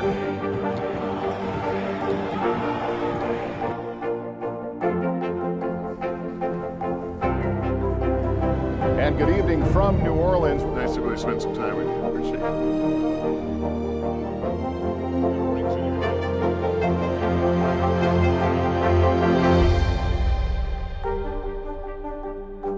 More Americans watch NBC News than any other news organization in the world. More Americans watch NBC News than any other news organization in the world. We're back today on Hoda and Jenna. Willie and I check out a pretty epic video of Jay Leno climbing out of a plane midair. You have to see it to believe it. We love this. Field of Dreams was one of my favorite movies as a little girl. Like, don't you remember all of the parts of that? All of it. Okay, so There he you is. remember the saying, if they build it, they will come. Remember how it's a If whisper? you build it, yes. Oh, if they build it. No, if you build it. They will come. Yes. Well, tonight, Major League Baseball is holding its first ever game in Dyersville, Iowa, at the site of this classic film. This is really cool. So they basically built an entire stadium, 8,000 seats, where the White Sox will play the Yankees on this brand new field in a little town in Iowa, right near where they shot the movie. So those fans will get a special All-American snack as they watch an official Major League Baseball game right there in the cornfields. It's called the Apple Pie Hot Dog, created by one of our buddies, Chef Guy Fieri. And we've got one too. I don't think Guy would want us to fork and knife this, do you? No, and apple mustard. Who knew there was such thing as apple I mustard? bet Guy invented that if I know him. Did he create it? Well, are we going to put a little mustard up on here? I think you should. By the way, I've watched that film during the pandemic with my girls. Yes. It is still a beautiful film, but It there's is. a lot to explain to children. Yeah, if they're young enough. Four might have been a little young. That last moment where Costner's dad comes back and he says, "Hey, Dad, want to have a catch?" Come on, just still gave me chills just saying. All right, so by the way, this is a juicy beef hot dog. It's smothered in bacon jam and a flaky pie crust. Oh my God. And then it's topped with apple mustard drizzle. Guy Fieri, what have you done, sir? Okay, I don't know, but let's try it. Let's get in there. That's America right there. That's one of the best things I've ever tasted. That's America. I mean, who knew that the sweetness of an apple pie Wait, this is excellent. plus the saltiness of a dog, Guy, a little cinnamon and you've done it. sugar, and mustard drizzle would equal. I mean, you know what? Actually, I'm so glad we have this for you. An American treasure for an American treasure. Thank you very much. This is legitimately delicious. It's good. Those are lucky fans tonight. The game is tonight on Fox, the Field of Dreams game. My Yankees against the White Sox, who are also really good this year. And a good time to maybe go back and watch the movie. Do the Yankees have any players that can still play these days? Okay, here we go. From the Rangers fan. We're having some health trouble on our team. Well, that's true. You know what else is interesting about the game? Kevin Costner reportedly is going to throw out the first No, pitch. are you going to watch? We know he's there. He's posted videos. Yes. Definitely going to watch. And Costner throws out the first pitch. They're doing this right. It's so good. Okay, so while you continue to have Speaking your of so good, dog, it's really good. While you continue to have your dog, we just want to fill you in on a big debate that's been going on the internet because we're afraid you've been too busy to notice. But evidently, there's been a debate: should you bathe or should you not bathe? You should bathe. Yeah. For example, did you know that Jake Gyllenhaal was the latest celebrity to open up about his not bathing regularly? Other celebrities like Dax Shepard and Kristen Bell, they reveal that they only bathe their girls when they stink, Okay. when there's a smell. I love all these people, but I have some questions. Okay, well, celebrity couple Mila Kunis and Ashton Kutcher, they started this whole thing. They say they do not bathe their kids regularly. And in response to a lot of backlash, they released this funny video on Instagram. Take a look. What's going on? What? Oh my God! It's what? water. It's water. You're putting water on the children? I know. Are you trying to melt them? Are you trying to injure them with water? This is ridiculous. What's going on? We're bathing our children. That's like the 4th time this week. 4 times this week. It's too much. It's great. Their body oils are going to be destroyed. What are you trying to do? Come on, they're great. They're I love them. But there is, I mean, I think you should bathe them, far be it for me to tell people what to do a little more regularly, but there is some, like pediatricians will tell you, especially with young kids, you don't bathe them constantly. It's not good for their skin. It was a really hard thing because I love my pediatrician and she would say that to me, but then Hal would go to the park in New York City and pick up dirt and eat it, and you feel like you have to bathe them. You know what I mean? That's a good time for a bath when you're eating dirt. Right. But I think the Jake Gyllenhaal thing is different from the little kids. There might be some. How often do you take a bath or a shower? Do you ever take a bath? I haven't taken a bath probably since I was 4. I'm not. You never have Well, for one thing, I'm 6'4". I don't fit in your average tub. It's like a scene out of Monty Python, just the 2 knees sticking up out of the image of suds, Billy in a bathtub. just kind of scrunched in there. Not pretty. Okay, so not often. I'm a frequent But bather. are you- Every what- morning for sure. Okay. Cleanliness and the wake up of Yes, that. I need yes, that. yes. And And then then- I usually exercise in some way, so that's a second one You after know that. what? You're on team The Rock. Team shower. The Rock, Dwayne The Rock, Yeah. he showers multiple times a day, and it's Does because he? he obviously works out. Yeah, but Jake Gyllenhaal works out. Look at Jake Gyllenhaal. Well, He's not showering maybe after the he workout. isn't. We Jake, don't- call into the show. We have some questions for you. You watching? Jake's no, you don't. Probably not. No. All right, we know former Tonight Show host Jay Leno, he loves driving fast cars, right? right? You haven't seen this yet, and I'm really heard glad about you it. haven't. But recently, the 71-year-old tried out a different kind of stunt. This is him. What? He climbed out the nose of a plane while the plane was midair. What am I watching? What's happening? I know. How did he get out there? I guess his feet are inside of the plane, so it's just the top of his body. So what? But if he slips, he falls. He is over water, it looks like. So he crawled out the nose of the plane and Mhm. kind of got half of its body out. So he's like, his lower half is inside the plane, theoretically? I think so. He wanted to shock his friends. I get that. I like to shock people every once in a while, you know? I like Look to at him, be he's still shocked. doing bits out there on the front of the plane. He couldn't be more relaxed. He's doing comedy, hanging out of a plane. There's some sort of scratch. Wow, that's okay, incredible. And now listen, neither one of us are the Twilight Zone fans, but evidently it reminds our producers of this scene from the TV show The Twilight Zone.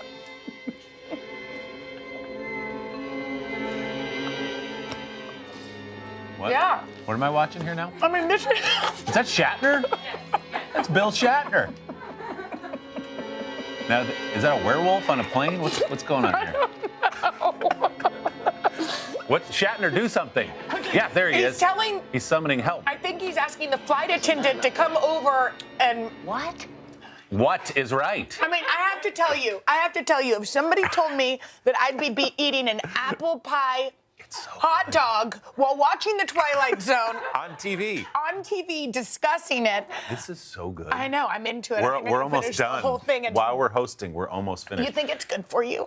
You know what it brought back for me? You did a little more safely when you jumped out of the plane. That was so great. It was really fun. I mean, that was amazing. Do we have the video of the plane? Come on, let's watch oh this gosh, again. oh gosh. Wow. Reminds me of the Twilight Zone. If you,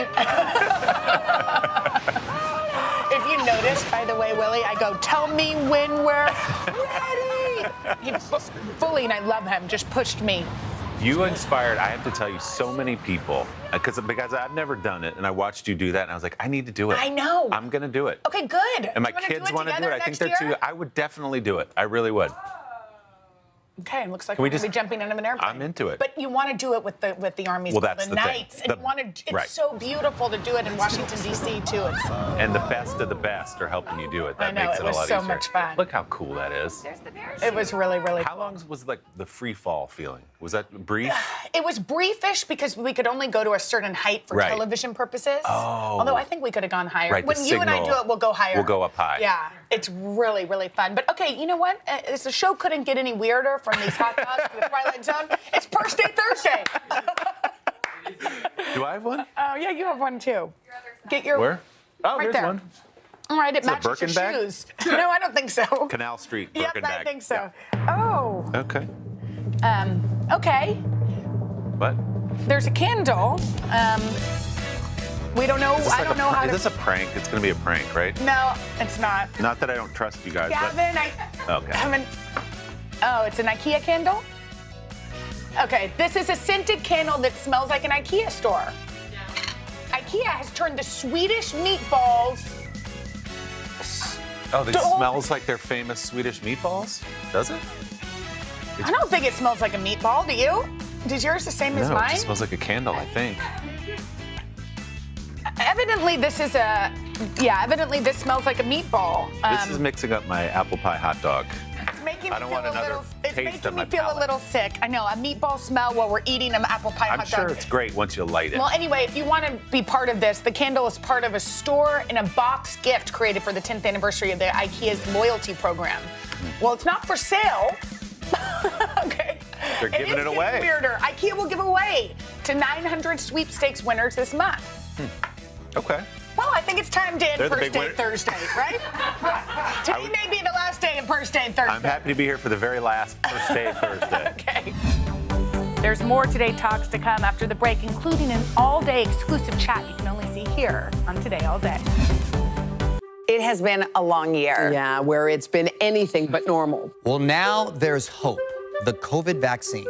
I know. It's been a little confusing. Like, really confusing. So it's more important than ever to make a plan. Visit planyourvaccine.com To find out where and when to get your vaccine.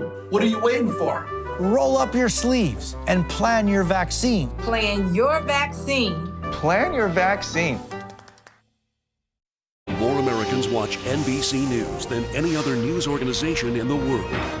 It has been a long year. Yeah, where it's been anything but normal. Well, now there's hope. The COVID vaccines. I know. It's been a little confusing. Like, really confusing.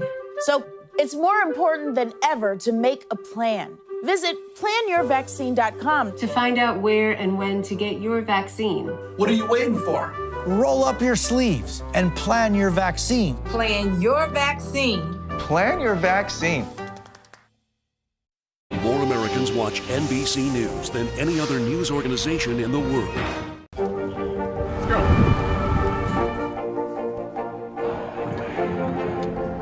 And good evening from New Orleans. There is breaking news. There you go. More Americans watch NBC News than any other news organization in the world. Welcome back to Today Talks and our exclusive content you can only see here on Today All Day. How you feeling? Not great. I mean, we can just discuss it. We ate this really cool thing that will be served that Guy Fieri, yes. Guy Fieri. He designed for this special baseball game tonight in the Field of Dreams Stadium. Do you want to describe what we ate? Yeah, so there's a Field of Dreams game tonight in Iowa at the stadium, and Guy Fieri designed this delicious, and it was delicious. Yes. Hot dog. We didn't say it's not great. No, it's great. Inside of an apple pie. We were skeptical. How is that going to work? We put some mustard on the top, and we wolfed it down while we were on live TV, while we were doing other segments about other topics. We were eating the Guy Fieri apple pie hot dog. And it was great at the time, and it just sort of, on the back end, it's haunted us a when little it's bit. the first thing you put into your system, and you put it in with such fierce fastness. Almost violently, I mean, we ate it really fast, and at one point, I didn't even know where I was. I was watching The Twilight Zone, and I was just chewing. And unfortunately, it wasn't mindful. You know, there was no mindful eating there. No, not to say it wasn't great. I stand by it. It was great. Delicious. It's just maybe we should have slowed down a little, number one, and maybe had a base of something else and first. Possibly we shouldn't have eaten the whole thing within 6 minutes. Exactly. Now, the question, but the weird thing is, okay, Field of Dreams was one of those movies that I loved. I watched it as a little kid. My dad loved baseball, loves baseball. And do you remember when the little girl falls off the bleacher while she's eating a hot dog and chokes? Yes, that's right. So as I was eating that, we were watching Field of Dreams, and I was taken back to that moment. That's a dark point in that movie. It was, and you went right back to it. I know that because I was about that little girl's age, and for some reason that just shocked me. And then the Twilight Zone's playing, and there's a wolf man on the wing of the plane, and William Shatner from Star Trek. What's going on? I don't know. You've been around, really, on these shows on some very unusual days. Is it me? It gets weird when I'm here. Yeah, and then we smelled that meatball what was IKEA that? candle, which just ruined any... Well, now we've got a apple pie hot dog covered in mustard, and we're sniffing an IKEA meatball candle. And there's just so much for the senses right there. All at 10 a.m. It It's just a lot. was a lot. I think we need to go have some personal time and take a nap. By personal time, I'm going to go for a walk, I think. Yeah, walk it off. I need to walk it off. I'm going to have to listen to something like Zen, maybe like an Oprah podcast or something, just to clear my head. Yes. We need to manifest something else, like a salad. Purity. Okay, speaking of baseball, you know what? One of the coolest things I ever did was I loved baseball when I was little. Me and too. I talked too much when I was little. So my dad taught me in the first grade to keep score. Oh. So I could score all the games as a little kid. That's so cool. Which was really cool. And so I took Mila, when I was on maternity leave with Hal, to her first Rangers baseball game. Awesome. In the last game in the stadium that my dad helped build. Yeah. And it was like the most sweet, that's so meaningful cool. moment. I love that your dad taught you that. That's such a lost art of I know. physically keeping score, which you have this sheet and a pencil, and you put and you record what every hitter does at every at bat and every inning for people who don't know. And there are people, you'll go to a Yankee game, and there's still that old school man or that woman. I can do it, yeah. I don't do it, but now you've inspired me. You see that person sitting there, and that's a real baseball I also fan. thought it was really, instead of my dad just leaving me at home, because I was a real pain in the, you know, he brought me, but he gave me something to do. Right. The other thing is sometimes Barbara and I would sneak up to boxes, and we would, like, they weren't our boxes, they were other people's, and we'd sneak in, and if Steal nobody food? was there, we'd put on, like, Beverly Hills 90210. Or even worse, there was some other show that we weren't allowed to watch, and we'd watch it up there. Wow. And then we were See, sneaky. not many people have these stories, sneaking into the luxury Yeah, boxes, and you know what? watching 90210. I'm glad that we can give you the story of eating a hot dog wrapped up in an apple pie. It's a story I might try to put behind me. But again, it was delicious when it was happening. Yes. All right, that's it for this episode of Today Talks. I'm sure it was riveting. Keep watching for more Today All Day. Bye, guys.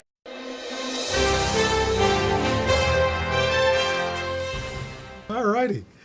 Well, hey guys, thanks for being here. We really appreciate it. The name of this show, Family Game Fight, it sounds a little aggressive. It's not a good name. That's what I I'm said. glad you pointed it out. There are a lot of flaws in the show. Yeah, this is but one of many. But yes, not only that, but it's very hard to say. Your muscle memory wants to say Family Game Night. So even Kristen, who I have to say, pound for pound, is the most accurate, precise speaker on planet Earth. When she has to do recording for movies and match her lips to the screen, one take. I watch it all the time. She's a master. She fumbled Family Game Fight because a you couple want to times. say Family Game Night, and that is the feeling of the show, because it's two families, and because they don't know each other, and you were building it up as a big, It's a battle. It's a battle. We added the word fight. We're still mulling over whether that was the correct We're stuck decision. with it. Yeah. Now we painted ourselves into a corner, and here we are. So what's the premise? What constitutes the fight, the battle?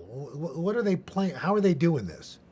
Lots of games, lots of weird games. There's a game called Pie Rollers where Dax and I each get a mystery word, and we have to choose how many clues do we give you before you can guess the mystery word. And we basically bet, and then whichever family takes the bet, the losing family gets a pie to the face. That's a bad game. Well, they get multiple pies. Multiple There's nothing pies. that's bad in the show that doesn't also then occur a million times. Yeah. So, and what makes this game show, I think, much different is it originated from Kristen and I doing a bit on Ellen called Taste Buds. Taste Buds, where we're blindfolded and I'm tasting a banana. Oh, they're yellow. They grow on trees. Monkeys eat them. Eucalyptus. Eucalyptus. Is what I said. Al, no. I said.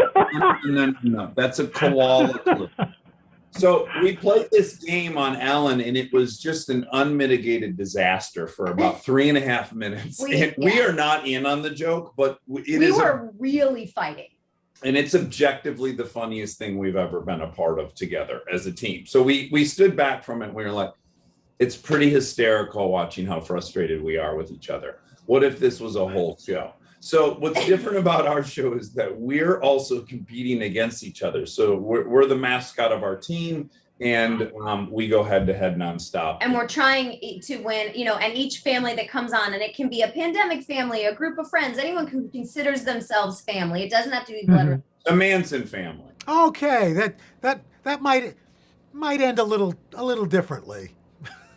He said it's a dangerous show. And Dax is fighting for his family. I'm fighting for my family to win $100,000. And we're getting ice buckets dumped on our head and down our back. They hook up a tube in this game called Brain Freeze with a big ice watery chunk that has to go down your back and down your pants. And it is one of the most uncomfortable things I've ever done.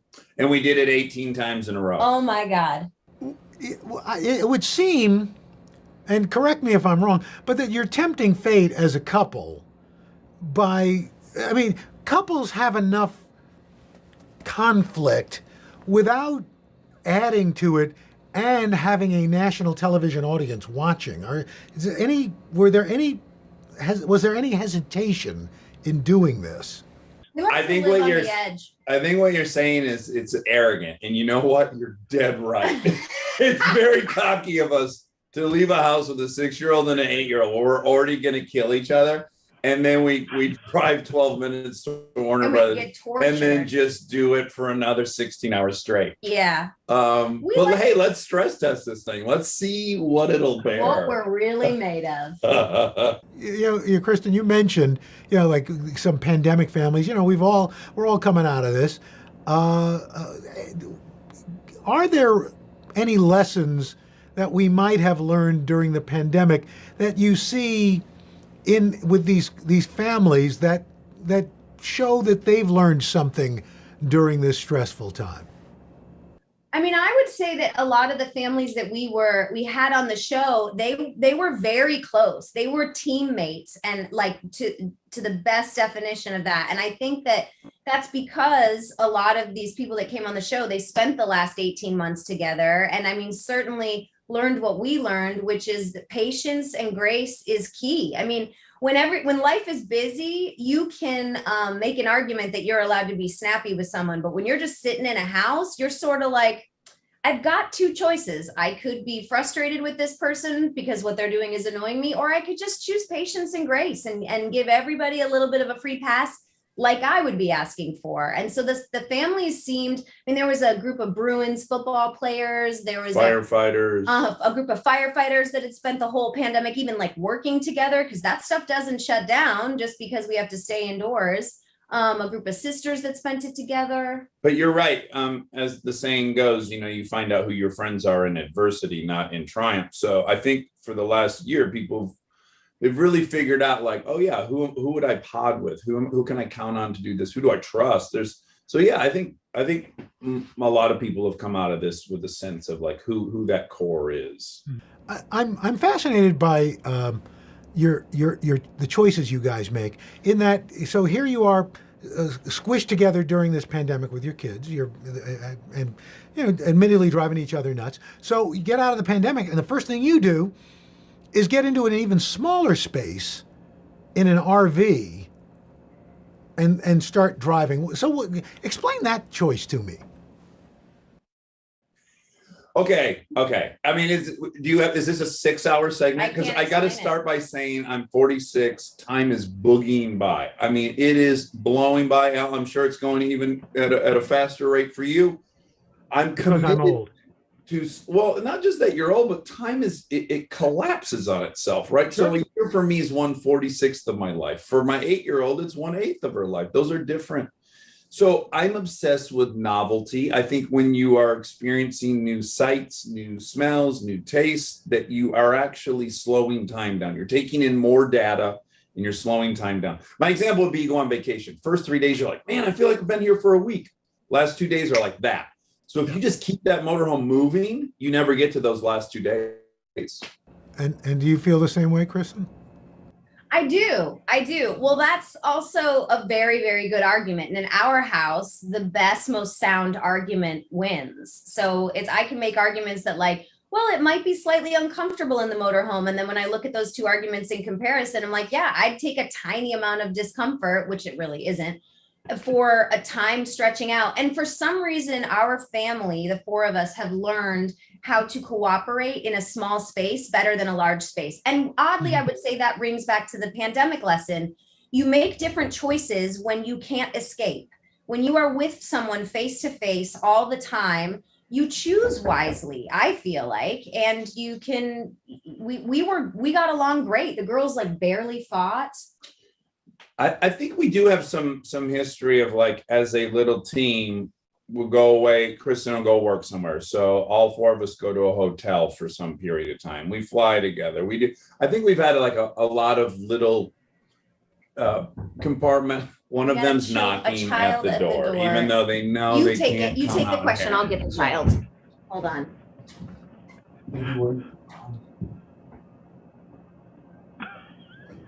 I said, we're on TV right now. We're on the news. And she said, okay. And this, I'm sure, is about the doll's birthday. We found out yesterday that it's her doll's birthday, and now we have to order a cake, and she wrapped like 6 presents yesterday, and now we got to celebrate. She's taking it very seriously. Anyway. Wow. She's planning a Bacchanalia for this. But as teammates, as Dax was saying, because we travel as a family when he works or when I work, we support each other no matter how crazy the idea is. So we will be celebrating Gloria, the doll's birthday this evening. I'm rolling up my sleeves for science, so I'll survive if I can track this virus. For family dinners, family vacations, family anything. For traveling somewhere beyond my living room. And for the Rebels, there is no greater feeling than being in the stadium and cheering on Ole Miss. And now it's your turn. Roll up your sleeves, America. Plan your vaccine. because every shot counts. Visit planyourvaccine.com and make your plan. Let's go. This is a critical choke point for this fire.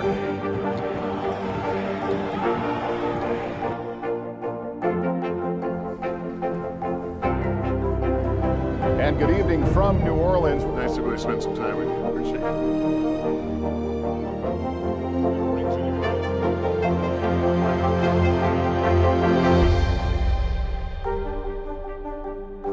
More Americans watch NBC News than any other news organization in the world. Let's go.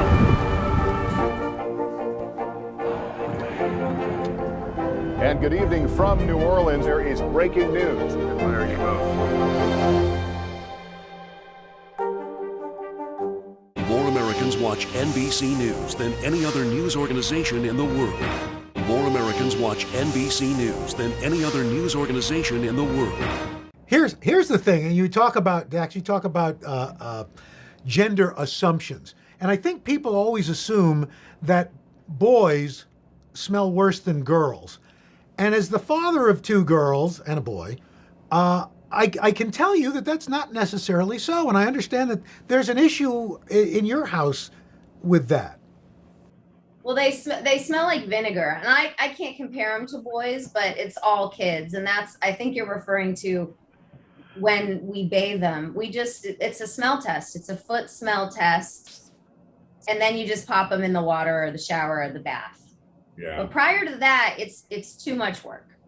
So it's every couple Especially of days. in the summer. So something happens in summer, right? You loosen up the bedtime. All of a sudden, we realize like, oh, geez, now we're watching TV with these kids at like 11 p.m. This went off the rails. And then you're just bathing them far less, and you're kind of leaving them in charge of it, which they're bad at it. And then, a whiff will hit you, and you go, oh, it's time. Yeah. In fact, it was probably time yesterday.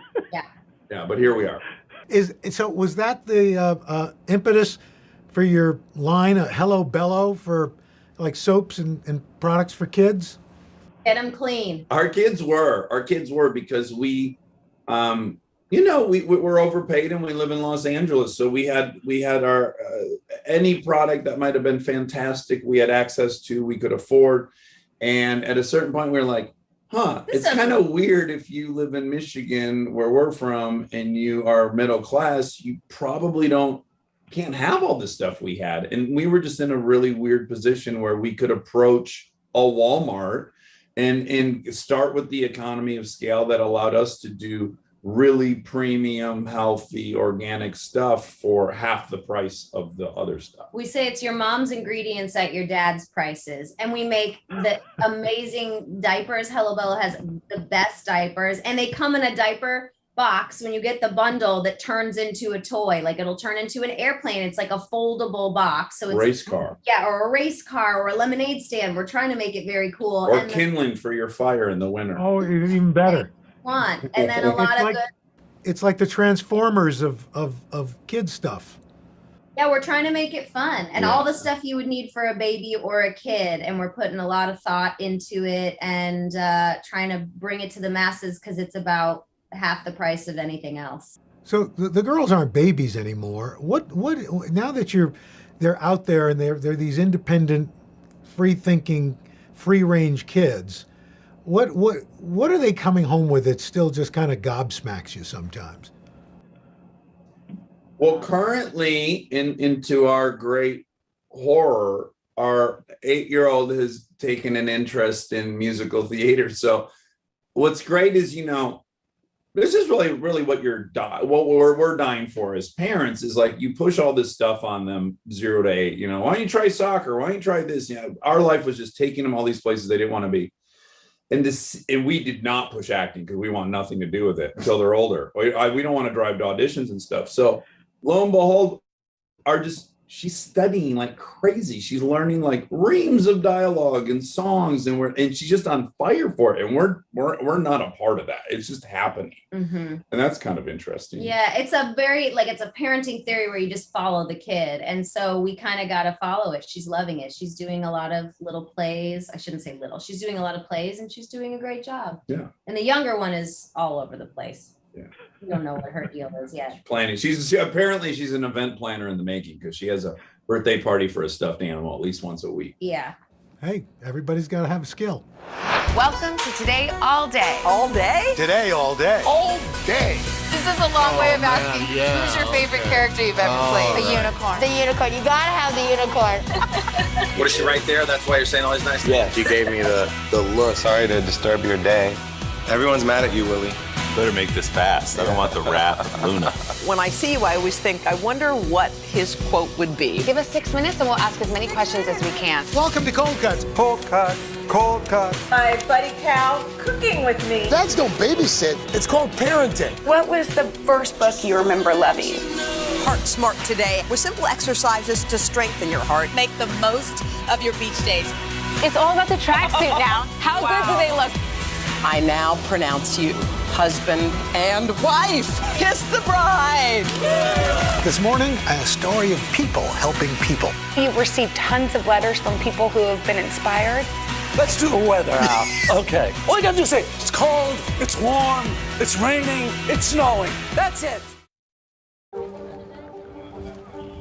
go. This is a critical choke point for this fire.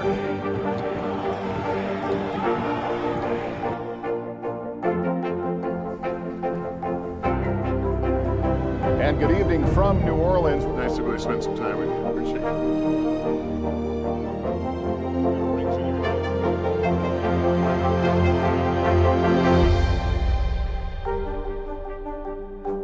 Good morning, everybody. Welcome to Today. Future's looking bright. Are you ready? We're going to do our part to spread the word on the importance of vaccines, so crucial for reopening America. A big day around here, a very special naturalization ceremony. Many of them doctors, nurses, other essential workers. If you are a nurse, thank you.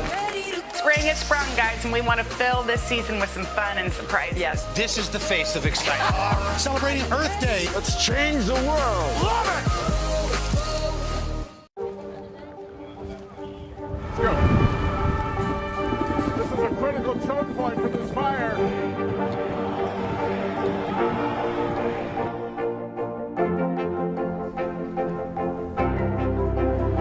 And good evening from New Orleans. Nice to really spend some time with you. Appreciate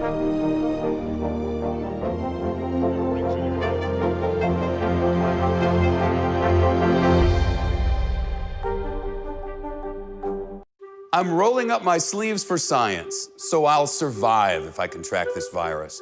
For family dinners, family vacations, family anything.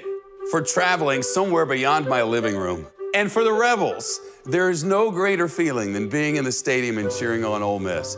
And now it's your turn. Roll up your sleeves, America. Plan your vaccine, because every shot counts.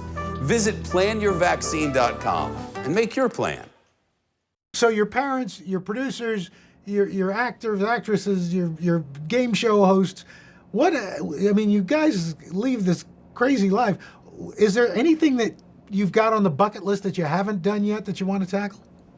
I'm recently obsessed with Formula One, so I do intend to go to see some races in foreign countries, which my lovely bride is going to facilitate because she took a movie in England in September, and the conversation literally went like this. She said, "So, I was pitched a movie. It happens in England. It's going to be with my favorite singer, Ben Platt.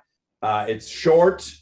I've already figured out what Formula One races you could go to. If you're in England, you could base out of there." Like, she came with the big carrot.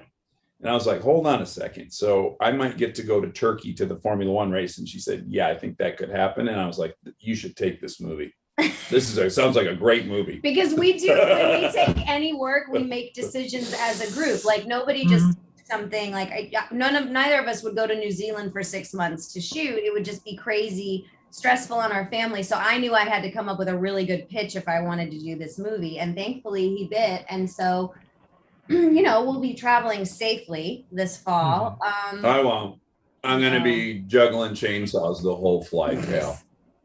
But anything we haven't done, I don't think so. I don't know. We don't strategize, to be honest. It's pretty loosey-goosey around here.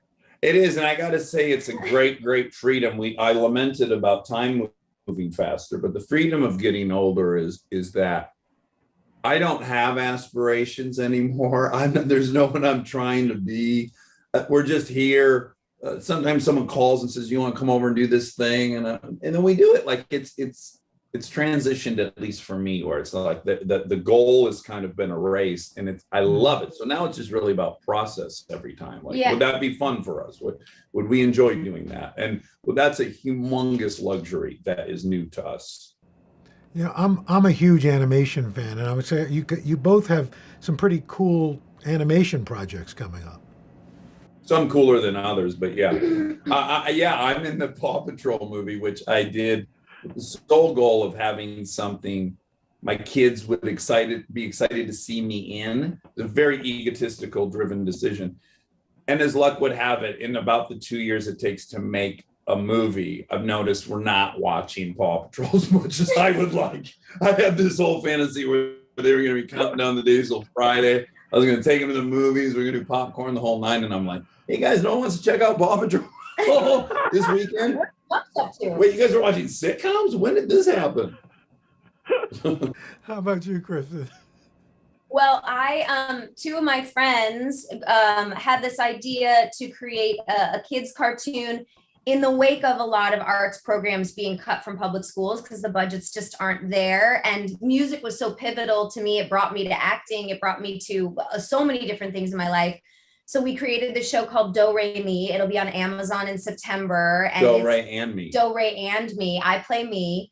And it's about three little songbirds, and it is entertainment for children, but we have pushed in a lot of their music theory ideas. They live in this place called Bebopsburg, where like instruments grow on trees. We talk about different instruments, then we talk about different types of music from around the world. And it's really a music education class, but masked as a kid's cartoon. So your kids are sort of absorbing all these things that data and science tells us helps their brain with math, with communication, with social activities. Like music actually does that for your brain. It's why they play Little Einstein for babies when they're in the womb. It really does great things for your brain. And so, yeah, these three little songbirds. And then we'll have like games to go along with it that will be educational, where the kids can make their own music and they can learn how to, have teammates in a band and stuff. So we're really hoping that fills the gap of music education for kids, because I think every kid deserves it.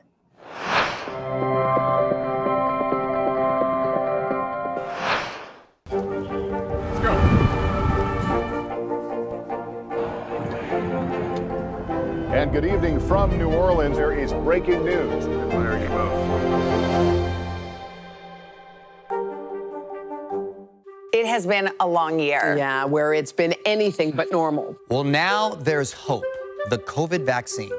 I know. It's been a little confusing. Like really confusing. So it's more important than ever to make a plan. Visit planyourvaccine.com to find out where and when to get your vaccine. What are you waiting for? Roll up your sleeves and plan your vaccine. Plan your vaccine. Plan your vaccine. More Americans watch NBC News than any other news organization in the world. It has been a long year. Yeah, where it's been anything but normal. Well, now there's hope. The COVID vaccines. I know. It's been a little confusing. Like really confusing. So it's more important than ever to make a plan. Visit planyourvaccine.com to find out where and when to get your vaccine. What are you waiting for? Roll up your sleeves and plan your vaccine. Plan your vaccine. Plan your vaccine. More Americans watch NBC News than any other news organization in the world. More Americans watch NBC News than any other news organization in the world. I love the title Queen Pins. I mean, it's perfect. Tell me about this. It's a baller title. Well, it's a true story about these suburban housewives who felt down on their luck, started a counterfeit coupon organization, and they laundered $40 million. And you can read about it in the news. And Aaron and Gita, these beautiful filmmakers, who's a husband and wife team, made it into a script. And I shot it with Kirby Howell-Baptiste, who's one of my favorite actresses ever. This is project number 5 with her, and I will continue to work with her. So it was really fun. It's got Paul Walker Hauser, Vince Vaughn, and it's just a really fun Queen Pins comedy about these girls trying to evade the law and make some money. And I had so much fun doing it. And Dax, one of the great pleasures of technology are these podcasts. And your podcast, time in and time out, is really, it's like this whole other version of you, yet it is you. Are you surprised at how much people love this podcast? I mean, it really is something that it seems like maybe you did on a lark, but my gosh, it is terrific. Thank you so much. It's a humongous surprise. The trajectory of my working career has been work really hard for a couple of years and then have the movie come out on Friday and then want to die on Saturday. So that's my work reward muscle memory is a little skewed and so yeah, to do something that I worked less hard on and that was really successful is very disorienting. I don't know, but I will say I think any credit that I could take, I would just have to give it to AA, because I think my original goal in the podcast was like, oh, I get to go to these meetings every week. It's all men. They're sharing openly. They're admitting their character defects, the ways they've erred and what they learned from it. And I'm picking up all this stuff, and the level of vulnerability and honesty and support is so unique. Why doesn't everyone get to experience this? Why does one have to go be an alcoholic to have this peer experience? And so that was kind of the North Star of the podcast. Is like, what if we could do this in public? What if I could start first and go like, oh yeah, all these things happened to me and this is how I did it. And I messed up this way, and get the ball rolling that way instead of like, how'd you win that Oscar? Boy, you were great. Like, I think there's some other conversation to be had that is not unique to AA, but it was seemingly unique to the podcast space. So I think that's why.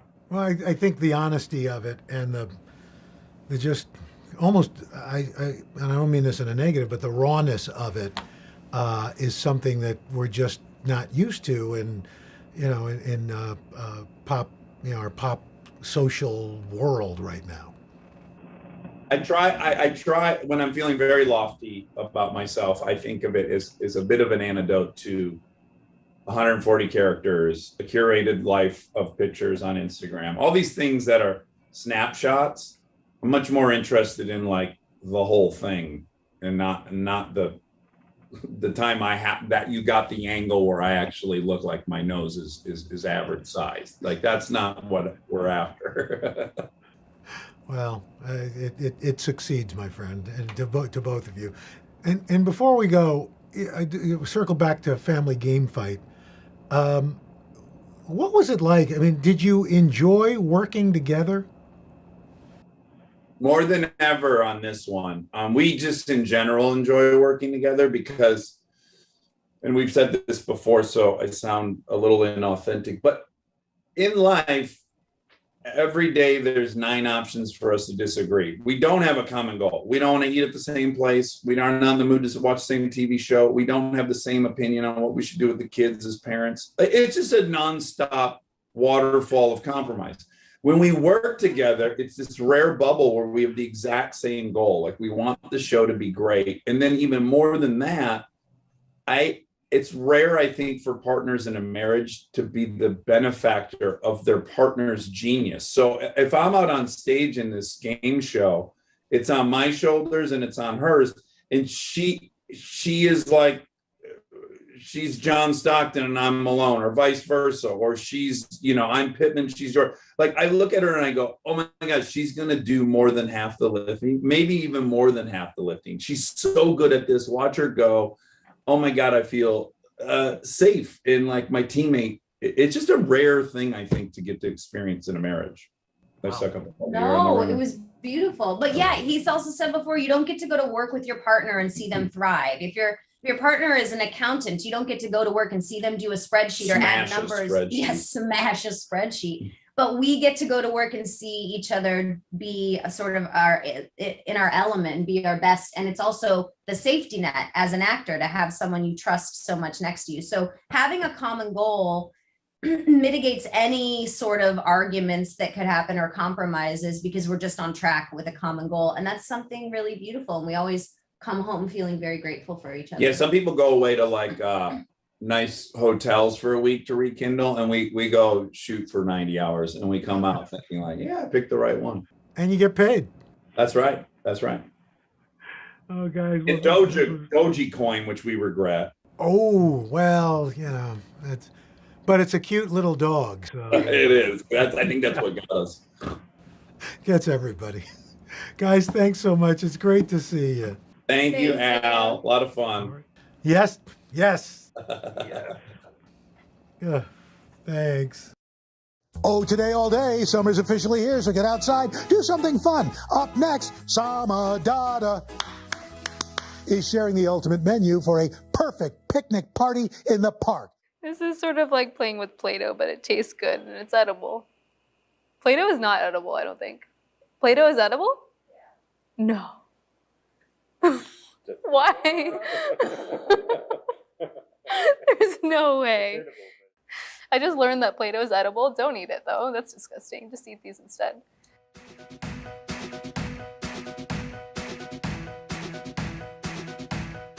In the summer months especially, it's really nice to get outside and take advantage of your local parks. And listen, I am your dream picnic guest because I never come without the most important thing, food. So I'm gonna show you how to make 2 of my favorite recipes for your next #picnic party, my easy homemade turmeric hummus, and my favorite spiced chickpea burgers with a delicious red pepper sauce. Some may say it's sacrilegious to make hummus with canned chickpeas, but you know what? Convenience is a gorgeous thing, and you can still get a really delicious result with the canned chickpeas that have been sort of hibernating at the back of your pantry for quite some time. If you're freaked out at all by making hummus at home, just don't be, because you know what? All you need to make it is a blender. So let's start. Starting with my canned chickpeas, adding these straight to the blender. They're so cute. I'm gonna go ahead and add my tahini. You cannot have hummus without tahini. It is like peanut butter and jelly, you know what I mean? So don't forget it. You just simply can't have hummus without it. It makes it nice and earthy and creamy and flavorful. Okay. You've got those really savory flavors from that tahini, from the chickpeas, so now we need a little bit of tartness, and that's where our lemon juice comes in. Just gonna roll the lemon to release some of that juice.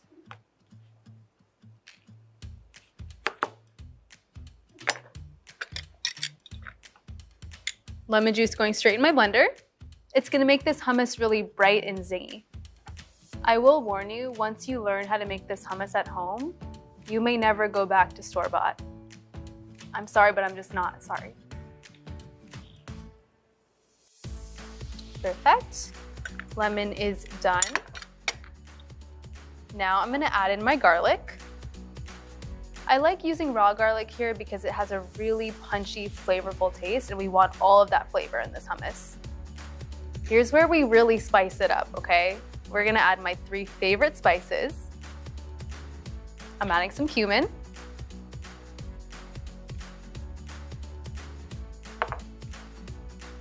Adding some paprika for a little hint of smoke and spice.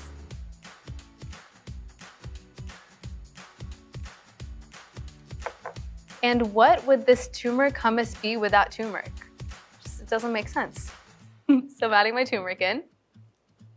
Another reason I wanted to make a turmeric hummus is because of that gorgeous yellow color. So that's really gonna give that hummus that bright pop. It's gonna look really good on your table, I promise. Now I'm gonna add a little bit of salt and some freshly ground black pepper.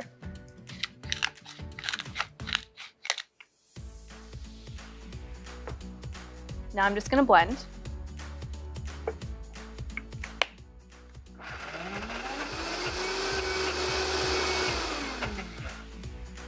In order to get this hummus super smooth, we're gonna add a little bit of water, tablespoon by tablespoon, until it reaches our desired consistency. For me, that's very smooth and velvety and luxurious.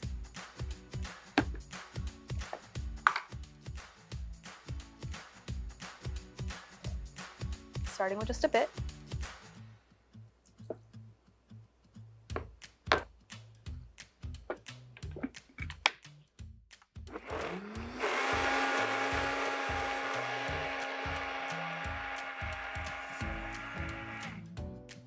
The trick with this hummus to get it super velvety smooth is when you reach your desired consistency, blend it for an extra 3 or 4 more times. That's gonna make it even more smooth.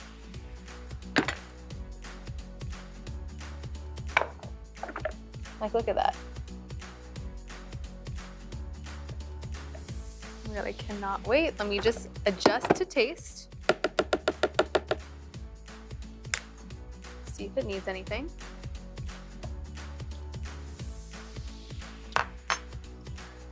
I mean, come on. It's perfect. I'm gonna add the hummus into my bowl. Have you ever seen anything this smooth in your life? No, right?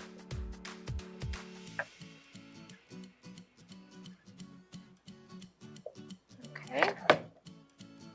Now, let me show you how to adorn this hummus. I'm gonna smooth it out. I created a little swoosh so that the olive oil and spices have a little home. Drizzle some olive oil on top. Sprinkling with a little bit of za'atar. If you don't know what za'atar is, it's a Middle Eastern spice blend with sumac, sesame seeds, and another host of spices. It's so good. If you don't have za'atar, don't worry, you can totally omit it, but I think it tastes amazing with it.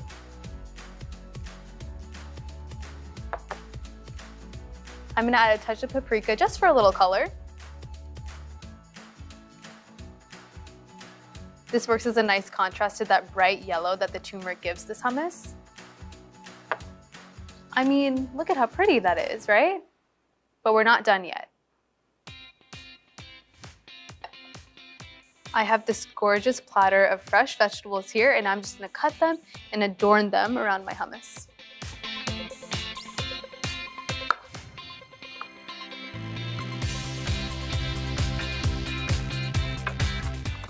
If you don't feel like slicing your veggies yourself, no worries. You can buy it pre-cut. I've got some time on my hands. I mean, this is art. Monet? Is that you? It's me.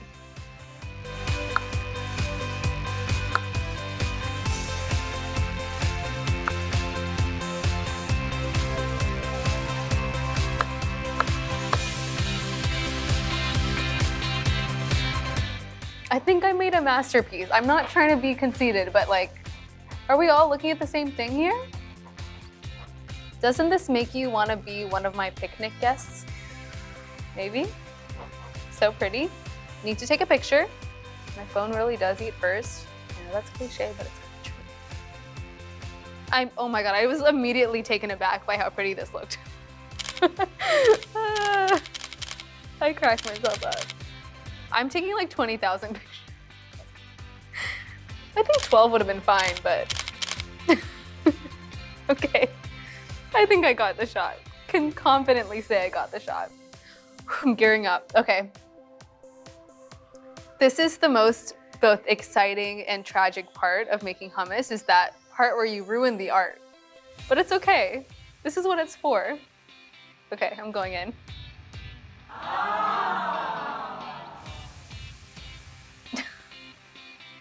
Did that make you all feel things? Because I just felt really emotional. Okay, ready to taste.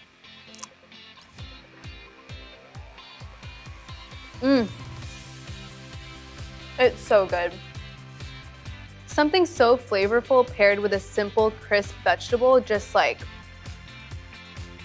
these vegetables just got a glow up. Thanks to this hummus, it's art. It's art. No picnic would be complete without a sandwich, so I'm gonna show you how to make my favorite chickpea burger with a red pepper sauce. I'm gonna go grab the ingredients. Let's go.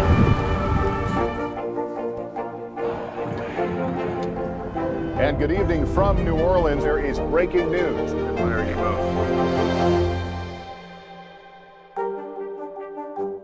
Good morning, everybody. everybody. Welcome to Today. Future's looking bright. Are you ready? We're going to do our part to spread the word on the importance of vaccines, so crucial for reopening America. A big day around here. A very special naturalization ceremony. Many of them doctors, nurses, other essential workers. If you are a nurse, thank you. Spring has sprung, guys, and we want to fill this season with some fun and surprises. Yes. This is the face of excitement. Celebrating Earth Day. Let's change the world. Love it! Let's go.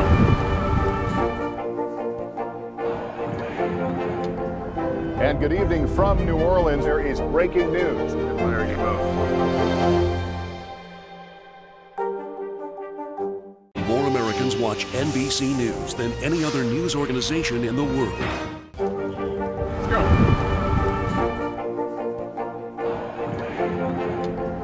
And good evening from New Orleans. There is breaking news. There you go.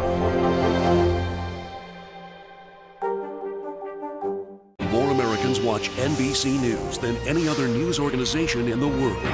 More Americans watch NBC News than any other news organization in the world.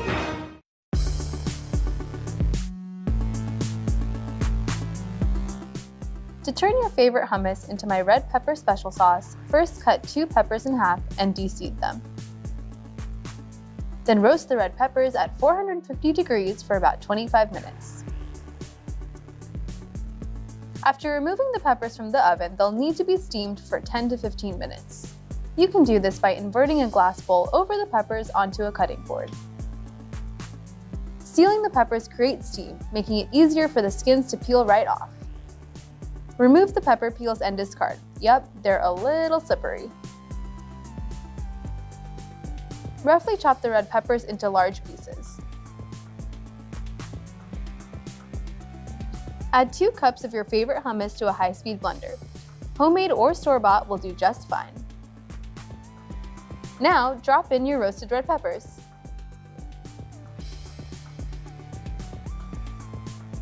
Blend the mixture until it's well combined and super smooth.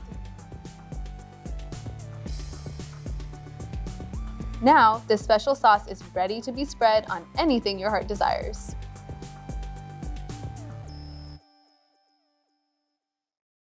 I'm rolling up my sleeves for science, so I'll survive if I can track this virus. For family dinners, family vacations, family anything. For traveling somewhere beyond my living room. And for the Rebels, there is no greater feeling than being in the stadium and cheering on Ole Miss. And now it's your turn. Roll up your sleeves, America. Plan your vaccine, because every shot counts. Visit planyourvaccine.com and make your plan. Let's go. This is a critical choke point for this fire.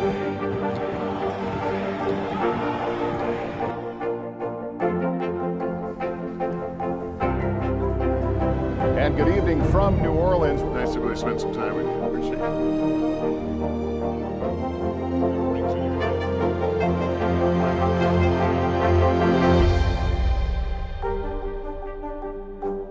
Good morning, everybody. Welcome to Today. Future's looking bright. Are you ready? We're going to do our part to spread the word on the importance of vaccines, so crucial for reopening America. A big day around here. A very special naturalization ceremony. Many of them doctors, nurses, other essential workers. If you are a nurse, thank you. Spring has sprung, guys, and we want to fill this season with some fun and surprises. Yes. This is the face of excitement. Celebrating Earth Day. Let's change the world. Love it! More Americans watch NBC News than any other news organization in the world. Let's go.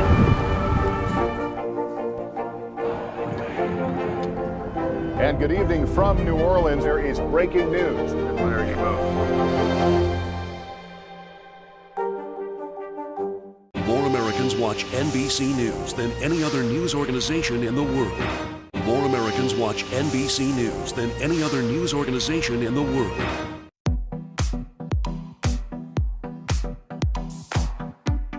Having a good veggie burger recipe in your back pocket is sort of like having your best friend on speed dial. It's pretty useful. And I don't know if people are really using speed dial anymore, but you get the point. My chickpea burgers are deliciously spiced, they're super hearty, and they're perfect for when you want something substantial that still happens to be plant-based. First things first, I want this burger to have a lot of complex layers of flavor, so I'm gonna saute some onion and garlic to put in it. Just gonna dice my red onion. I'm only using half here.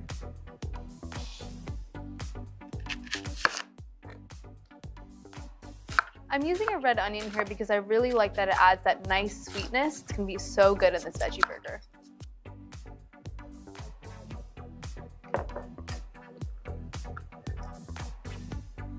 Also, aesthetically speaking, I know it's what's on the inside that counts, but aesthetically speaking, these red onions are really pretty. That purpley red, we love it. Red onions are diced. I'm now gonna mince my garlic. Great way to mince garlic. All you're gonna do is take your clove, use the flat edge of your knife, get some of your aggression out, and then start mincing. I'm gonna do this with all of the rest of my cloves.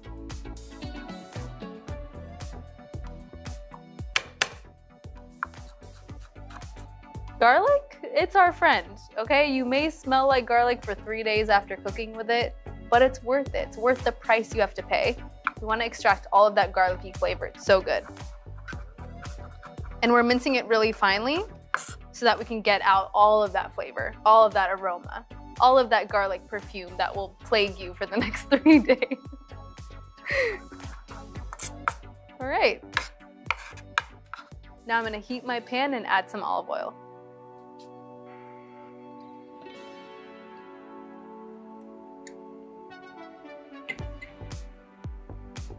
My oil is shimmering, and now I'm gonna go ahead and add my onions. Got some resistant ones in here. Don't worry, you're gonna become a burger. Something to celebrate. All right.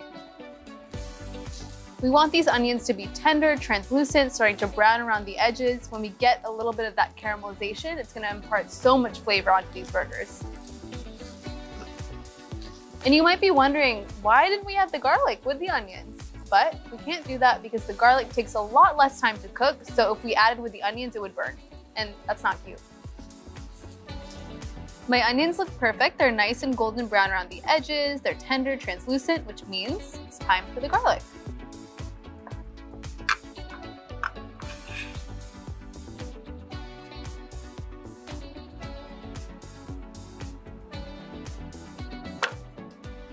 Okay. Doesn't need too much time to become a little brown, about 2 minutes. Don't forget, and I'm reminding you here, to season with salt and pepper.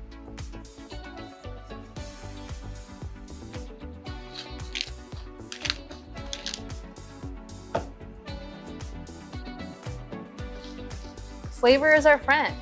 We always want more of it. Okay, this looks amazing. The garlic is nice and golden, it's got some color. I'm gonna set this aside to cool and then get to work on the base of my burger. For the base of this burger, I'm starting with some cashews. I know that sounds crazy, but cashews are buttery and delicious. They really allow this veggie burger to be hearty and meaty without any actual meat. So I'm gonna add that into my food processor. I'm using raw cashews here, unsalted, completely raw. This is important.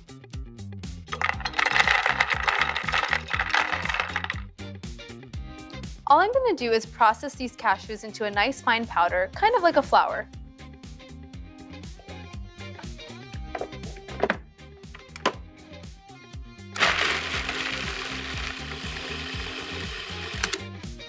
Looks pretty good. All right, this looks perfect. Let me just show you the texture real quick. It's sort of like this nice flour, you can see. It's gonna be a really hearty base for this burger. Okay, cashews are done. Now we're gonna move on to the rest of my ingredients. Now I'm gonna add some flaxseed meal. This is gonna be really great as a binder for these burgers. It's sort of like a vegan replacement for an egg.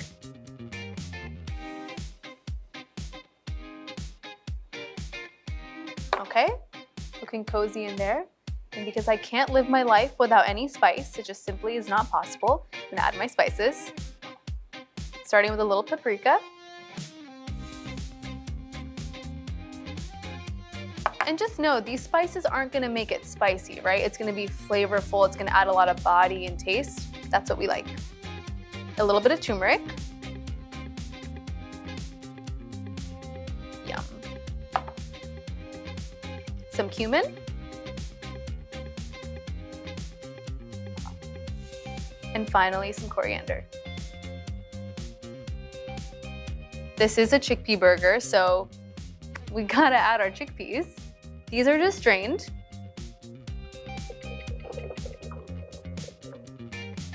And now we're gonna process.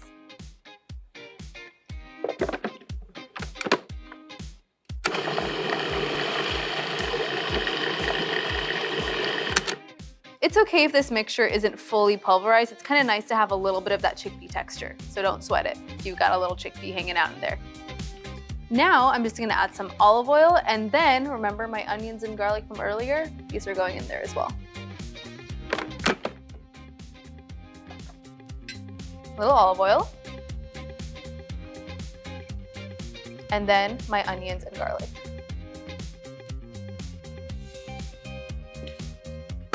Perfect. Okay, you probably guessed this, but we're gonna process one more time.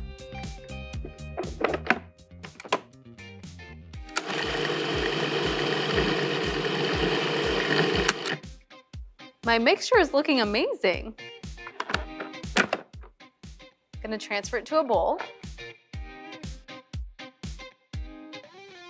Just transferred my patty mixture into my bowl, and you'll notice it's kind of thick and sticky, which is great because then we'll be able to form it into patties really nicely.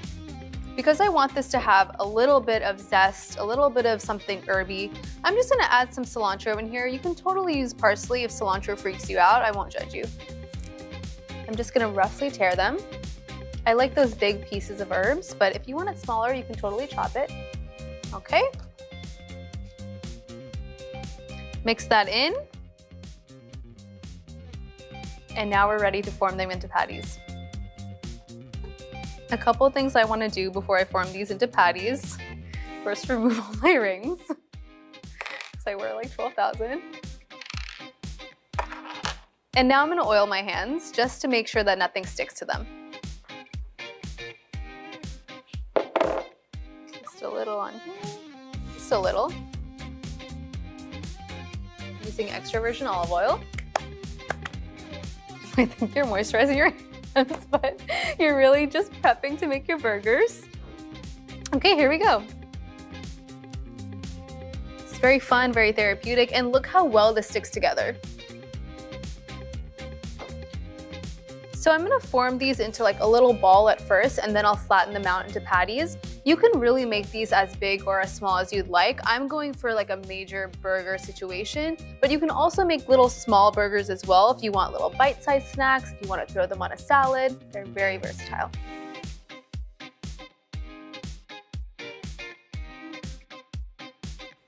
See how virtually nothing is sticking to my hands? We can thank the extra virgin olive oil for that. You've got a lot of really hearty elements in this burger, the cashews, the chickpeas. It allows it to stick together, but also allows you to feel really satiated. It's really delicious and just a really great way to eat a veggie burger. That's exciting.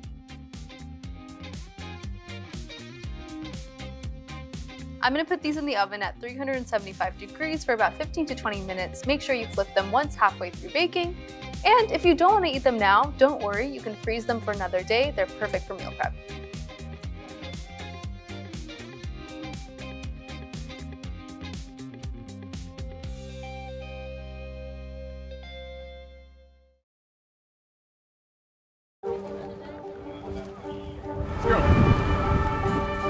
This is a critical choke point for this fire.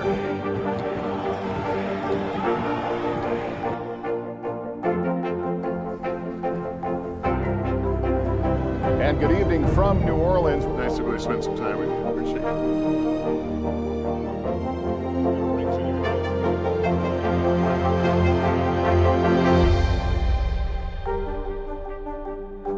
More Americans watch NBC News than any other news organization in the world. Good morning, everybody. Welcome to Today. Future's looking bright. Are you ready? We're going to do our part to spread the word on the importance of vaccines, so crucial for reopening America. A big day around here, a very special naturalization ceremony. Many of them doctors, nurses, other essential workers. If you are a nurse, thank you. Spring has sprung, guys, and we want to fill this season with some fun and surprises. Yes. This is the face of excitement. Celebrating Earth Day. Let's change the world. Love it! Let's go.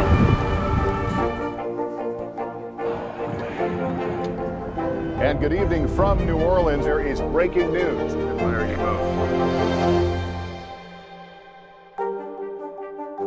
More Americans watch NBC News than any other news organization in the world. More Americans watch NBC News than any other news organization in the world.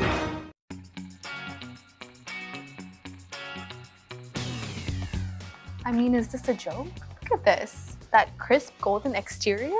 It looks so beautiful. If you did want it to be a little more crisp on the outside, feel free to sear them. But to me, this looks perfect. It's time to assemble my burger. I'm very excited. I've got my bun, got my tomatoes, my lettuce, and I have a little red pepper special sauce to go in the burger as well. So I'm gonna go for it. Got my bun. I like a lot of sauce, so I'm gonna go ahead and be generous here. This is gonna add more flavor, a little bite, and some nice color too. I'm gonna spread both sides of the burger, both buns, here as well. The red pepper sauce is like tangy, a little sweet. These are roasted red peppers. Okay. Now for my star. Go ahead and add one of my burgers. Straight onto my bun. It's like it was meant to be there. It's almost upsetting how perfect it looks on that burger bun. Okay. Gonna add a little fresh tomato. And some lettuce for some greens in my life. Okay, time for that other bun. I mean, come on, look at that. Doesn't that look good? Look at the colors. I gotta take a picture. Doesn't it look good? Okay.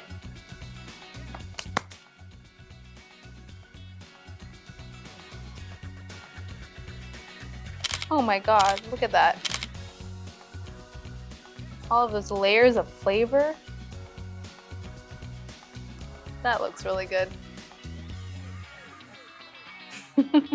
Okay, is it time? I'm nervous I'm not gonna eat this in a cute way at all, but I guess it really doesn't matter.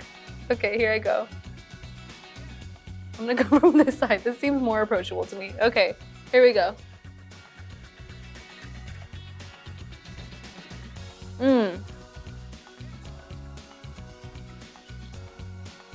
I mean,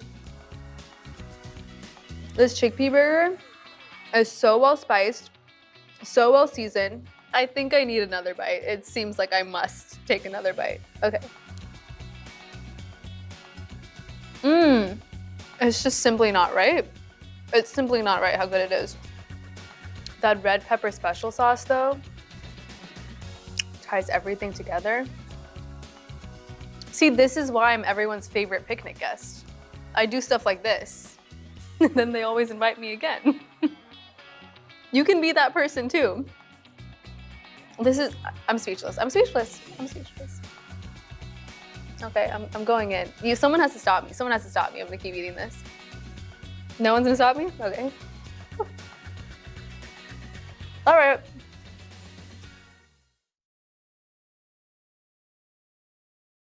Going to Central Park is one of my favorite things to do in New York. It's the perfect place for a picnic party. I invited my sister and my best friend for a little afternoon lunch. Hey! Come on. Hey guys, look at my crudité prata. Yeah, I'm eyeballing it. I cannot live my life without hummus, and I love bringing it to a picnic because it's easy to pack and snack on.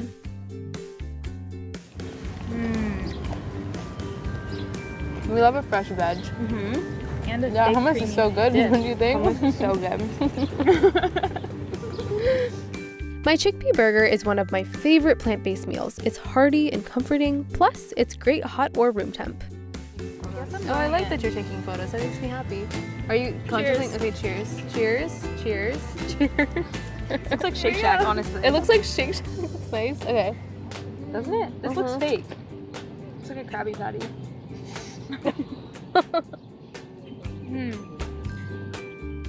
There's nothing I love more than sharing my food with the people that I love, and a picnic is a great place to do it. Let's do it. Okay.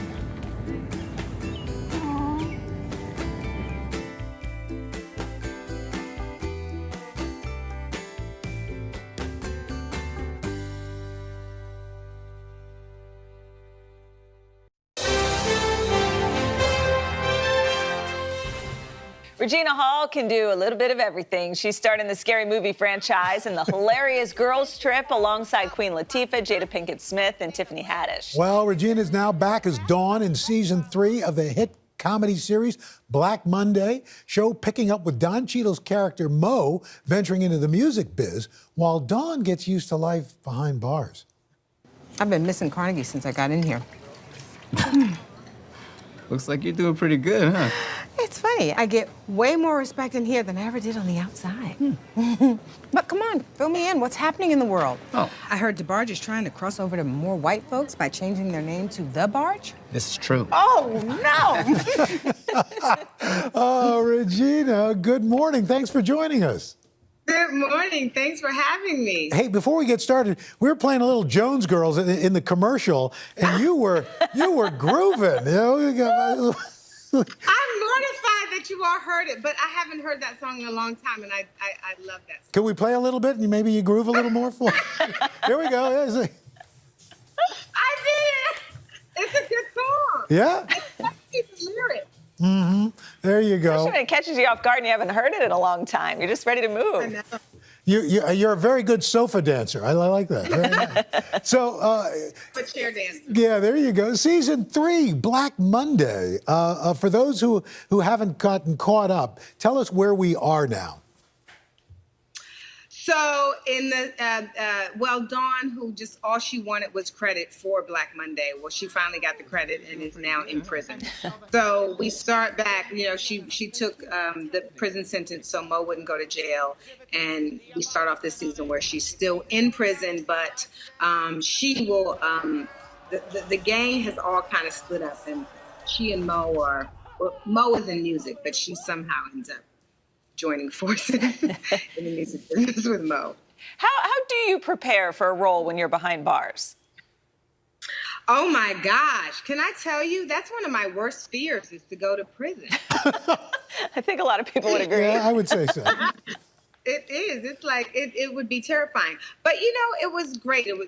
I love how the writers wrote, the season. And it's kind of, I just had to make sure that we kind of filmed actually on it. Mm-hmm. Not in an actual working prison, but in a real former prison. So, but it was kind of, I don't want to say it was fun, but it was fun because I didn't have hair and makeup on those days, really. Ah. Right. It's true. There you go. You had that prison look. Exactly. Prison glam. Yeah, you've had so many iconic roles. I mean, this show, Black Monday, plus, Girls Trip. It is hard to believe it's been 4 years. This thing was a breakout hit. And any of those rumors true about a sequel? Now take it off. Yeah, we were definitely excited and very, looking forward to it. And then obviously when COVID happened, everyone is very much looking forward to when we'll be able to shoot it and people's schedules and time frames getting together. So yeah, we had so much fun making the movie. But there will be a sequel? I think so. All right. Yeah. That's just what we Now wanted we're to hear. talking. That's awesome. We have to ask about your role as Brenda Meeks in the Scary Movie franchise. Have you seen these memes that have been popping up recently? 20 years later, what's it like to see these popping up? I know. You know what? I recently saw them. It's so wonderful to be. It's wonderful because it's reaching.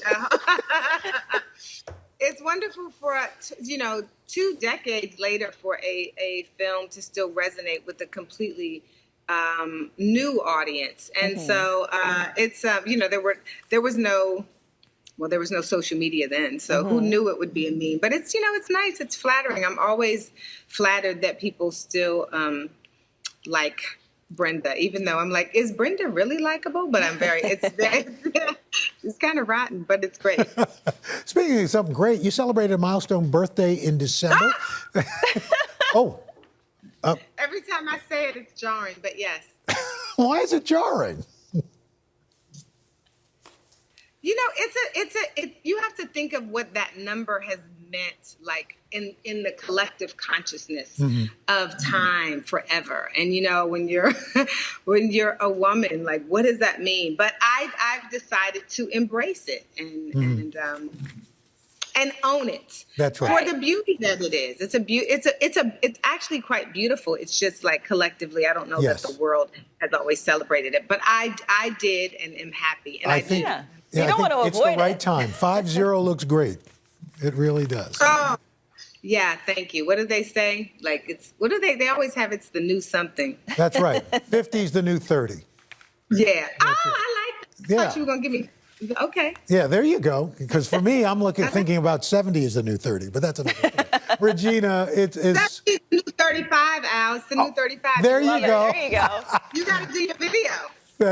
Just like you did. People can check it out. We can't play the video because it was a little racy, lyric-wise. Well, yeah. Regina Hall, thank you so much for being with us. More Americans watch NBC News than any other news organization in the world. It has been a long year. Yeah, where it's been anything but normal. Well, now there's hope. The COVID vaccines. I know. It's been a little confusing. Like, really confusing. So it's more important than ever to make a plan. Visit planyourvaccine.com to find out where and when to get your vaccine. What are you waiting for? Roll up your sleeves and plan your vaccine. Plan your vaccine. Plan your vaccine. More Americans watch NBC News than any other news organization in the world. It has been a long year. Yeah, where it's been anything but normal. Well, now there's hope. The COVID vaccines. I know. It's been a little confusing. Like, really confusing. So it's more important than ever to make a plan. Visit planyourvaccine.com to find out where and when to get your vaccine. What are you waiting for?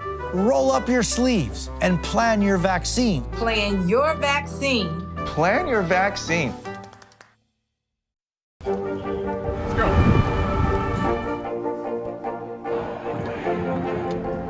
And good evening from New Orleans. There is breaking news. Good morning, you both. More Americans watch NBC News than any other news organization in the world. We are back. Oscar winner Julianne Moore is returning to her talented yet terrifying ways in the new Stephen King series called Lisey's Story. Yeah, Julianne, she stars as a grieving widow haunted by visions and realities about her late husband, who was an author, as she struggles to keep his unreleased work hidden from the real world. Take a look. Now, those papers, unpublished works, they need to be collected, examined. It's so funny. And this is hardly the job for you. It's so funny that you came today, because I was just looking at your picture in the Horlicks yearbook, a picture of the hero who saved a famous writer's life. But I think reality, you ran like a rabbit. You came back, though, to get your picture taken and to grab the credit. I mean, I don't care about that. I never cared about credit. I don't care about that at all. But you are not getting in there, and you are never going to see his papers. And that was not the creepy part. Julianne joins us. Julianne, it's so great to see you. Good morning. Good morning. Hi. Hi, good morning. It's great to see you. So tell us, Julianne, like what traits does like a character need to have for you to say, yes, I'm going to play that? She's an interesting character. What was it about her?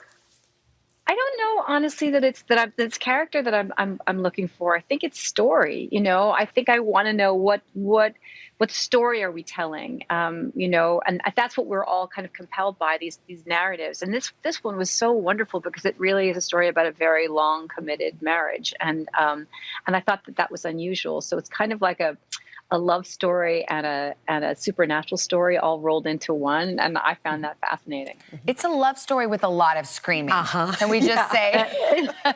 Now, how do you perfect your scream? Are you going around the house during the pandemic just screaming? And I heard your throat even got a little sore. Oh, it's a talent of mine, screaming, I have to say. I'm a good screamer. No, you just, unfortunately with screaming, you just go there and you have to make sure that you do it on a Friday night because you usually lose your voice and it comes back to you on Monday morning. But it was always, Pablo would be at the end, Pablo Larraín, who was our really, really magnificent director, at the end of the week, he'd be like, all right, let's do we're going to do some screaming. but it was also an expression of her grief. I mean, really, that's what it was. And that's what I thought was so interesting is that you saw how this woman interacted in the world, but then you also saw how she was alone and how enormous her pain was. And sometimes it was reflected in the screen. I was looking back, Julianne, to the very beginning of your career, and I was thinking, where did this whole thing start? And I saw that it started on soap operas, like on As the World Turns. Is there anything that you learned, like, way back in the day, or is there any line that sticks with you from way back in the day that you say, like, I cannot get this one out of my head? Well, I'll tell you, what didn't I learn? What you really learn is a work ethic, because you go to work every single day. You're there at 7 o'clock in the morning and you finish at 7 o'clock at night if you're lucky. And you have to know your lines and you just have to be prepared, and you work with lots of different people and the pace is quick, So I think everything I learned about being an actor professionally, I learned on that soap opera.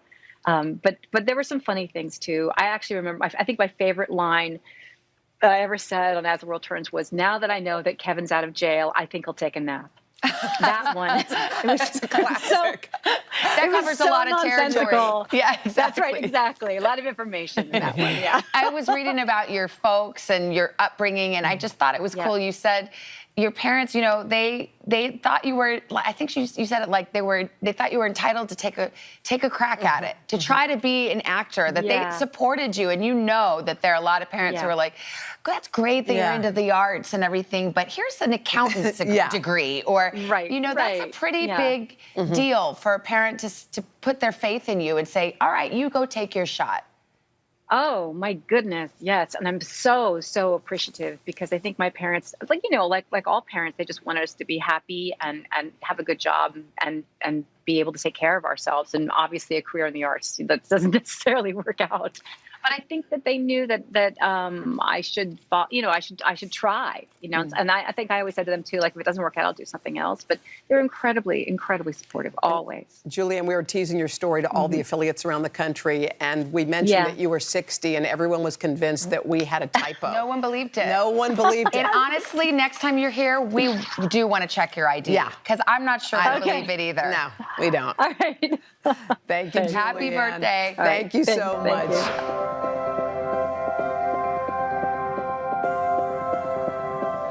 Look who's here. We got Matt Iseman and Akbar Bajie-Diamila, longtime host of American Ninja Warriors. Hi, guys. First of all, you opened the floodgates to the teenagers. Uh-oh. Oh, hold on. Have they changed the game? If you want to feel old, be out there with little kids you remember being on the sidelines as children, who are now out here, 15 years old, looking like full adults, competing against the ninja legends they grew up watching. It has been amazing. They're answering the call, and school's out this summer. And I will say though too that these high schoolers, they went from running the hallways and being told to stop running in the hall to running the course. And they've had so much fun doing it, and the speed in which they move is just, it's mind-blowing. I can't wait for the world to see today what these teens have done. Akbar, I feel like it's not summer without American Ninja Warrior. Like, summer is not happening without the show. Have y'all ever tried to do that? We look at it in awe. Yeah. Have you ever tried to do the course? I did it in 2018, and that's when I was in, tip-top shape for it. I trained for 3 months to do it.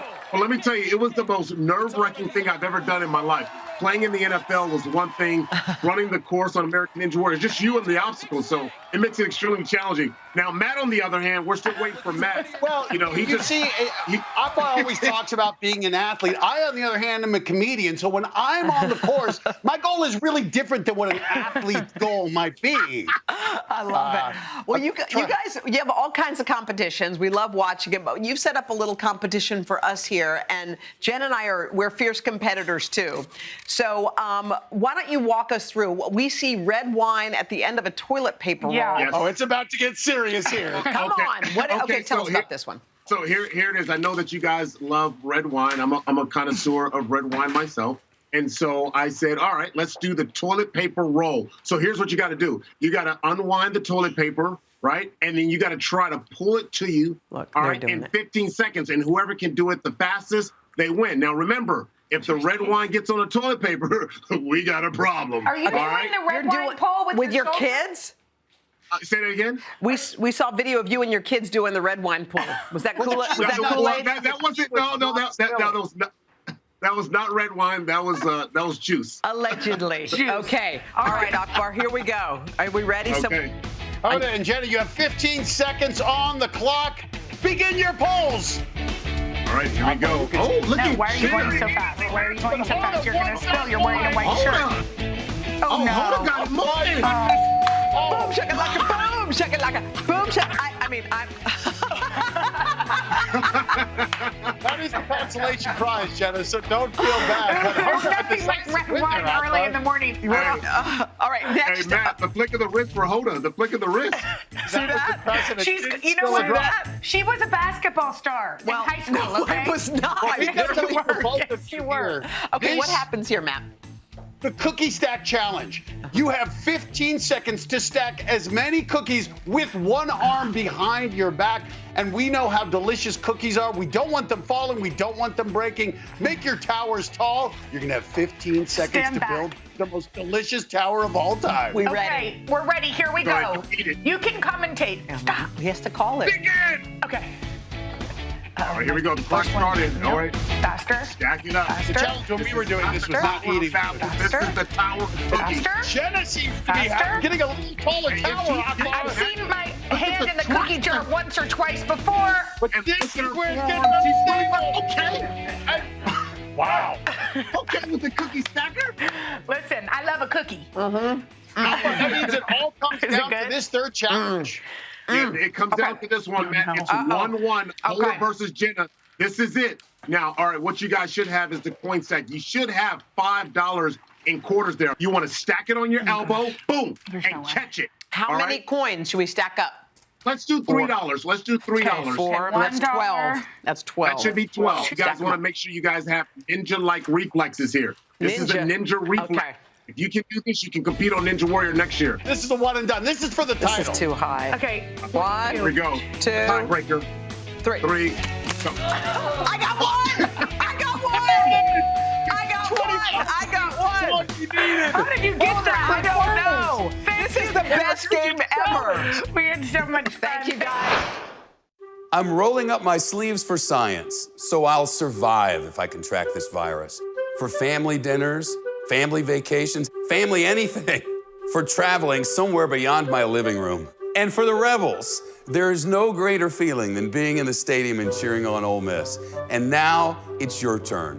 Roll up your sleeves, America. Plan your vaccine, because every shot counts. Visit planyourvaccine.com and make your plan. Let's go. This is a critical choke point for this fire.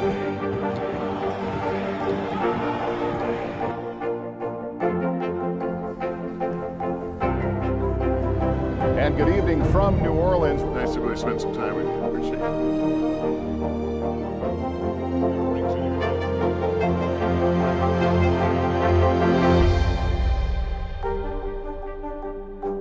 Good morning, everybody. Welcome to Today. Future's looking bright. Are you ready? We're going to do our part to spread the word on the importance of vaccines, so crucial for reopening America. A big day around here. A very special naturalization ceremony. Many of them doctors, nurses, other essential workers. If you are a nurse, thank you.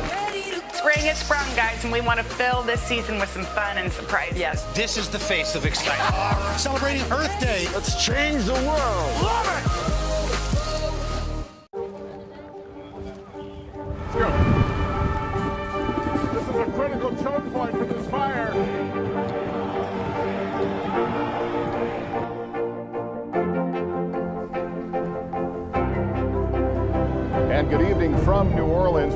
really spend some time with you. Appreciate it.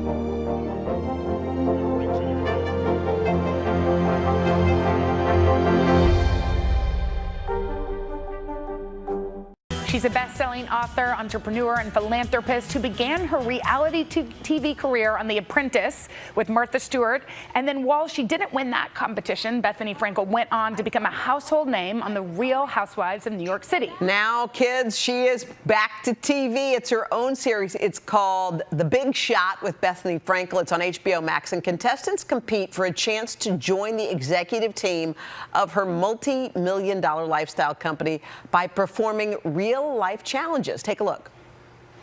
To have 5 people go on HSN Live with basically no preparation is the day that I can't even hear the host. This has never happened before. Never happened before. They're still introducing you. I know, but I don't hear them. I don't hear her. I hear nothing. I'm having a heart attack. Someone's got to fix this real fast. She still can't hear anything. 5, 4, 3, 2, 1. Still can't hear anything. Bethany. Is that relatable? Yes, every day. Bethany, Right? first of all, we want to say congrats on the show, but also you're engaged. Congrats on your engagement. Girl, tell us Thank about you. him. He's really sweet. He's got a lot of integrity. He's a subtle, calm, understated, loving person. Oh, that Oh sounds... my God, And I y'all love met it. online? We did. We met online at the store. No, we met online. Online. All right, well, just real quick before we move on, what jumped out at you, about him to you? Like, why'd you say, yeah, I think I might go out with him? Oh, when the swiping? Yeah. Well, Yes. you have to know that they always, the person always looks like their worst picture. Like Yeah. there's 5 pictures, the person always looks like their worst picture, but he overshot the mark. He looked like all of his pictures accurately. He's just very cute and sweet and charming. And when we met, it was definitely an interesting, and he remembers that I said, you're funny. Nobody's funny. And he always remembers that because he thought, if she thinks I'm funny, then I'm really funny. Well, you are. By the way, That's what Hoda's been saying all morning. I know. We've had meals together, and I laugh every single time, and I can't even repeat some of the stuff you do say. We want to talk about your show in a second, but I don't know how many people realize how much work you do for charity. Your Be Strong organization helps out during COVID. It helps out during natural disasters. You mobilize. I'm in awe on how you were able to make that happen.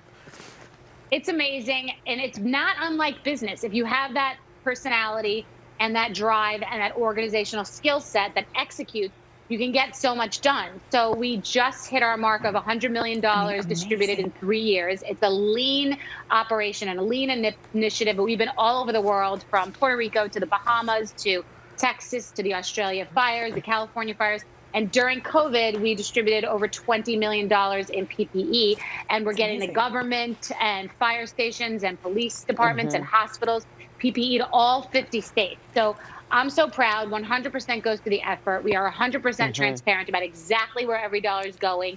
And I love having this in my life because it's just something I can immediately take action and execute. You know what? It's amazing, though, because you could have the idea, but the fact that you've executed it so well is incredible. Okay, the show is so much fun. There's memes about it all over the internet. It's already hot. People are loving it. How is it? Yes. How would you describe it? It's like The Apprentice, but kind of like on fire. Yeah, pants cooler. on fire. People are describing it as a modern day Apprentice meets Devil Wears Prada meets just my sort of reality comedy show. Hilarious. It's a calamity. It's honest. It's really me. It's not sugar-coated. My friends are saying, wow, it's really you. Like, you're really being all you.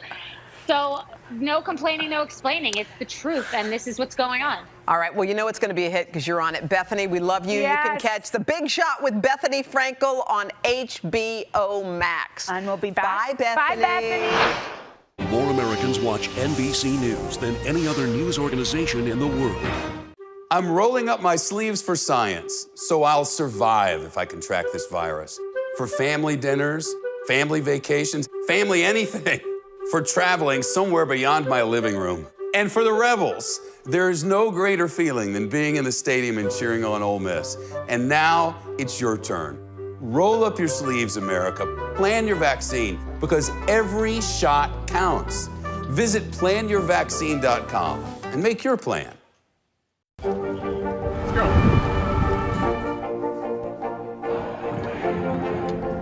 And good evening from New Orleans. There is breaking news. Good morning, Eric Ebo. Good morning, everybody. Welcome to Today. Future's looking bright. Are you ready? We're going to do our part to spread the word on the importance of vaccines, so crucial for reopening America. A big day around here, a very special naturalization ceremony. Many of them doctors, nurses, other essential workers. If you are a nurse, thank you. Spring has sprung, guys, and we want to fill this season with some fun and surprises. Yes, this is the face of excitement. Celebrating Earth Day. Let's change the world. More Americans watch NBC News than any other news organization in the world. More Americans watch NBC News than any other news organization in the world. Andrew Rannells has dazzled us on stage and screen. He received a Tony nomination for his role as Elder Price in the hit Broadway show The Book of Mormon and went on to play fan favorite Elijah in Girls. Now Andrew is back as Blair in season 3 of the hit comedy series Black Monday. The show picks up with freshman Congressman Blair trying to find his way in Washington. What is on the schedule for today? Okay, well, there's a big House oversight meeting. Oh. That you weren't asked to join. And then there's the Ways and Means Committee. Super fun. That you also weren't asked to join. Okay. Why don't we stick to things that I was asked to join? Of course. Sorry. Let's see here. Ooh. Columbia House CD Club? What is that, 10 CDs for 10 cents? You know what? Do it. Andrew joins us this morning. Good morning. Fresh face since we just got off that grooming segment. Yeah, How you exactly. doing? Well, I know I was going to say you could have maybe told me about the grooming before I did this, so I could have been more prepared. Instead, I just smear Aquaphor on my computer lens and just hope for the best. It works for us. It gives it a nice glow. Yeah, there you go. So set up where Blair is this season. First of all, I love the reference to the 10 CDs for 10 cents because, I mean, that's just, it takes us back. That's why the show's so great. I mean, I think we all made that mistake at some point, and I ended up with some very random CDs at that time. Yes, Blair is a congressman this year, but he is very much on the bottom rung of Congress, and is quickly finding out that that is not the place to be if you want to get things done. So, unfortunately, once again, Blair gets corrupted very easily, very quickly this year. So, I would like to say that he's grown, but he is not. Mm-hmm. He is not grown. It's a very silly storyline, but sadly true. Well, I was going to ask you on that note, episode 1 ended pretty dramatically for our friend Blair. So without giving, I guess, too much away, what can we expect for the rest of the season? Well, this season we've sort of taken a bit of a departure from Wall Street. I am in Congress. Don Cheadle's character is now a record producer, and Regina Hall is in prison. So we've really sort of separated. But at the end of that first episode last Sunday, yeah, there's a sort of a big event that will track through our whole season, and there's a big murder mystery that happens this season on Black Monday. So it's really fun to get to do such a broad comedy, but also have it follow a very serialized story. So it was sort of all of my childhood dreams of being a part of the movie Clue have come true now, because I get to do some very wacky crime solving. Exactly. Yeah. Exactly. We all dreamed of being in Clue, I think. I want to talk about Broadway because, I mean, we're so excited, here in New York City, especially that, just to hear news of it coming back, seeing the commercials on TV again. I know back in October you did a surprise little pop-up in front of the Red Steps in Times Square. I mean, how excited are you to hear things finally turning the corner? Very excited and so happy for all my friends who were in shows, both, shows that are returning and new shows that will be opening. I think there's still some question as to how all of that is going to happen. But I mean, I've been lucky enough to be working for a while now on film sets. And I feel like if that is any indication in terms of, the protocol of how to keep everybody safe and working, I think if that's any indication, I think there is a way to come back safely. So I'm really excited to get back into the theater, both as an audience member and then hopefully, back on stage. Absolutely. You're so busy. I was just reading this summer you'll be making your directorial debut on season 2 of Amazon's Modern Love. What can you tell us about that episode? Well, that is an episode that I got to adapt based on an essay that I wrote for Modern Love a couple years ago, and I was able to adapt it and then was asked to direct it. So that's my first time directing, which was really fun. Cool. That will air August 13th. So so hopefully, I can come back and chat about that as we get a little bit closer. Yeah. And also, just a shout out to Girls 5 Ever on Peacock. Girls 5 Ever. Yes, also appearing on that. Did you like how I did that NBC tie-in? I love that. You worked it perfectly, but it also raises the question, did you ever have dreams of being in a boy band? Oh, yes, of course. I mean, yeah, of course. But never did it, never had the opportunity. So now at 42 to get to pretend that I was a part of a boy band. Although I have to admit, my hair, there it is. Look at this. Is not, I mean, I'm not getting any dates from this show. I'll tell you what. It's a very bold look. It's a very bold look. But yeah. Well, we're glad you put it back up again. Not so tight to the forehead there.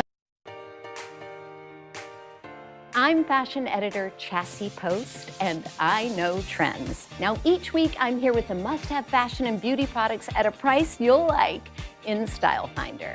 I'm Shop Today editorial director Adriana Brock, and I'm bringing you industry insiders and those in the know to share all of the buzzworthy products sweeping social media and influencer trends. And I'm Shop All Day contributor Jen Fallick. I love finding the best versions of everyday items in better basics. This is Shop All Day, accessories for all. Hi, I'm fashion and beauty editor Chassie Post, and we're back with another episode of Shop All Day. Now, today's a fun one because we're talking ultimate accessories for everyone in the family. From a trendy belt bag from Lululemon at a very reasonable price to a game-changing umbrella, we even have the latest collaboration between Aerosols and Laura Ashley. Now, one single accessory can elevate your outfit or make your day easier. So stay with us as we not only show you our fab finds, but tell you why we've chosen these products as the must-have accessories right now. And let's start at the top with your head. And you know what? Hats might actually be one of the #1 trends of the season. And if you ever wanted to look like an influencer, the easiest way to do it is to put on one of these wide brim felt hats. Now, this is a really special one because it's a collaboration between Madewell and Biltmore. And Madewell, they are a company that gives us our favorite staples that we reach for again and again. But Biltmore is a Canadian company. It's about 100 years old. And the head of Biltmore, Eric Lines, actually designed this hat. And he is a hat aficionado, world-renowned. So here's what we love about this hat. First of all, it's got that great sort of fedora style wide brim, and it's really flattering on pretty much all face shapes. Also, it's got the great shaped crown that we're seeing out there, and also we love these fabulous sophisticated neutrals. They will go with your entire closet. Now that you got the cool hat, never underestimate the power of an on-trend pair of sunnies. And I think we hit the jackpot with this one. So here we've got the small square shape polarized sunglasses. And what we love so much about these is they are so on trend. I mean, first of all, they've got that retro vibe that we've been seeing out there. They've got the wire rim that is so big, and also they've got that subtle square shape at the bottom, which we love. I think it's really flattering on a face shape. We've seen some of my favorite high-end designers use this square shape. So I always love, to get in on a trend that's a high-end designer trend without having to pay high-end designer prices. And these are super affordable. And lastly, they come in 10 different frame and lens combinations. So this is a real winner. Up next, belt bags have come a long way from the days that we used to call them fanny packs. And you are going to absolutely love this one. It's from Lululemon.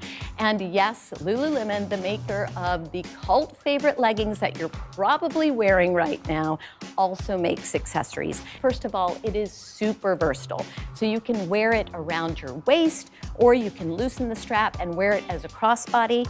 I'm obsessed with this trend. I wear mine practically every single day. And what we love about the belt bag is It's light enough to forget that you're wearing it, but it's also large enough to carry all of your accessories and your essentials. Plus, they come in 10 different fashion-forward colors. And it lives up to its name because you can pretty much wear it with everything in your closet. So now we have a tote that I promise it comes in this tiny little 5 by 5 inch pouch, and it can actually fit in your belt bag. Now, this is by Baggu, and what we love about it is it's made out of this recycled nylon, and it's a great example of that market tote trend. But it's not just for the grocery store, so you can take this bag pretty much anywhere. And what we also love about it is it's light as air. I mean, it weighs 1.6 ounces.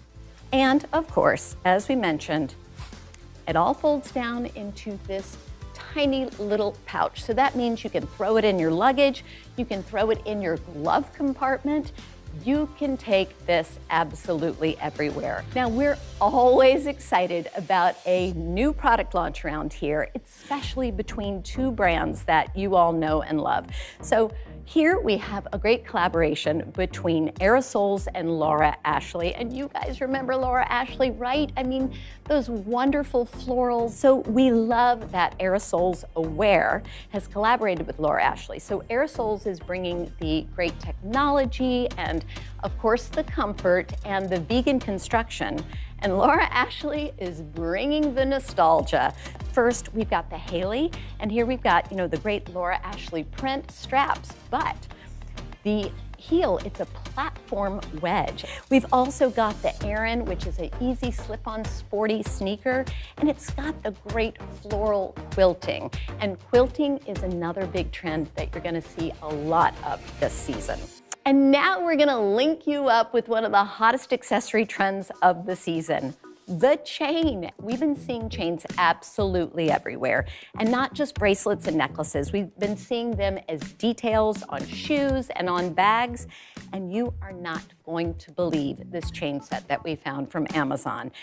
It comes with 9 different chains, so that's 6 necklaces and 3 bracelets. And all of that for about the price of, a single piece of jewelry. And I've got to tell you, every chain trend is present and accounted for. I mean, we've got the larger sort of chunky chain. We've got that paperclip chain that everybody's freaking out over. And we also have the great flat snake chain. Also, these wonderful bracelets. We've got a great cuff and 2 others. And you know what I love about this trend is, with this set, you can wear them all together. You can layer them, or you can wear them separately. So they're really, really versatile. Okay, so now you may be thinking to yourself, I want to make over my Apple Watch. Well, guess what? Now you can, and we could not believe this very clever and stylish hack. So this is a resin watch band that it's interchangeable and it's compatible with Apple Watches. And all you do is you slide out your old silicone and you slide this in. Now it's made out of resin, and I have to tell you that resin is such a gorgeous and really affordable material. It's also really, really light. And one of my favorite things about this watch band is that there are 27 different beautiful resins to choose from. And they have reflective qualities. They're really beautiful. And I have to say, I think my very favorite thing about this watch band is that it's an easy upgrade on a piece that you might already own. And let me tell you about another accessory that's having a moment. Belts. Yes, designers are really focusing on the waist again. So this season, you need a great belt. And I think we found a couple for you. I say couple because this is a 2-pack of belts. And we love these. They're faux leather. They come in lots of great textures. And of course, my favorite, the leopard, which, guys, is the new neutral. I promise you, it goes with absolutely everything. But the star of this set is the 00 belt buckle. Yes, this belt buckle looks so expensive. It's essentially a designer dupe. And of course, You are getting 2 belts for the price of 1 with this set. So this is a real winner. And lastly, scarves. They are back in a big way. And I think the #1 trend when it comes to scarves is bandanas. We're seeing them all over celebrities, both men and women. So we were thrilled when we found this luxe version of the bandana with a really silky, gorgeous material. And there are infinite ways to wear this little bandana. You can fold it down and wear it as a headband. You can fold it in a triangle and go very runway and wear it as a kerchief. Yes, kerchiefs are back, and so think Jackie O or Audrey Hepburn. You can even use it to adorn your favorite tote. But one thing's for sure, this little accessory is going to have a big impact on your wardrobe. Let's run through all the products one more time, and if you saw anything here that you're interested in purchasing, simply text SHOP to the number below to shop all the products we shared on today's show.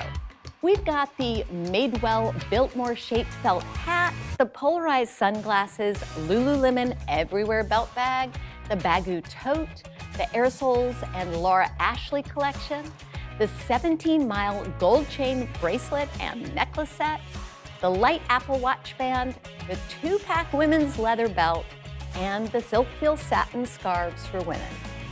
That's it for Style Finder. Up next, Adriana Brock is talking to former Bachelorette Ali Fedotowsky-Mano about her new accessory collab. So stay with us. I'm rolling up my sleeves for science, so I'll survive if I contract this virus.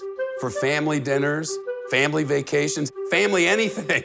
For traveling somewhere beyond my living room. And for the Rebels, there is no greater feeling than being in the stadium and cheering on Ole Miss. And now it's your turn. Roll up your sleeves, America.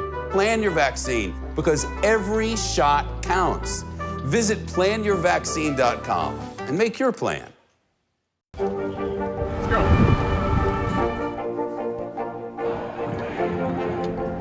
And good evening from New Orleans. There is breaking news. There you go.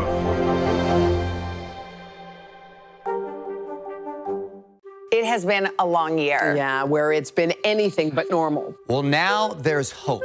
The COVID vaccines. I know. It's been a little confusing. Like really confusing. So it's more important than ever to make a plan. Visit planyourvaccine.com to find out where and when to get your vaccine. What are you waiting for? Roll up your sleeves and plan your vaccine. Plan your vaccine. Plan your vaccine. More Americans watch NBC News than any other news organization in the world. It has been a long year. Yeah, where it's been anything but normal. Well, now there's hope. The COVID vaccines. I know. It's been a little confusing. Like really confusing. So it's more important than ever to make a plan. Visit planyourvaccine.com to find out where and when to get your vaccine. What are you waiting for? Roll up your sleeves and plan your vaccine. Plan your vaccine. Plan your vaccine. Let's go.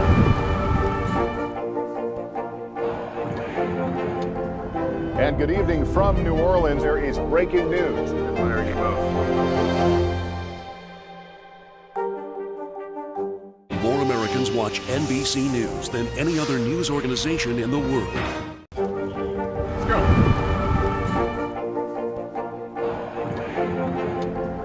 And good evening from New Orleans. There is breaking news. There you go. More Americans watch NBC News than any other news organization in the world. Hi, welcome back. I'm Adriana Brock, Shop Today editorial director, and this is Influencer Trends, where I'll be talking to industry insiders and they'll share their favorite products and must-have items to shop for right now. Today's episode is all about the best accessories out there, and Ali Fedotowsky-Mano is joining us today. She's a TV personality, blogger, mom of 2, and has partnered with Scunci for a line of accessories that are affordable and accessible. Hey, Ali, it's so great to see you.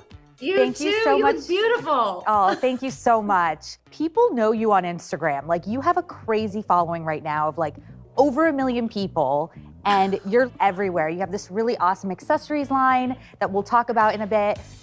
But what do your followers ask you about the most? Like, what are they most curious about?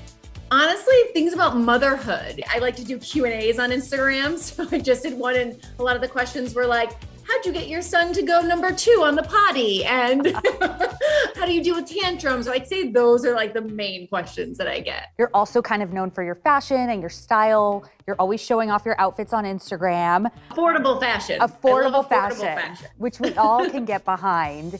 Tell me how your style has shifted and evolved since your Bachelorette days.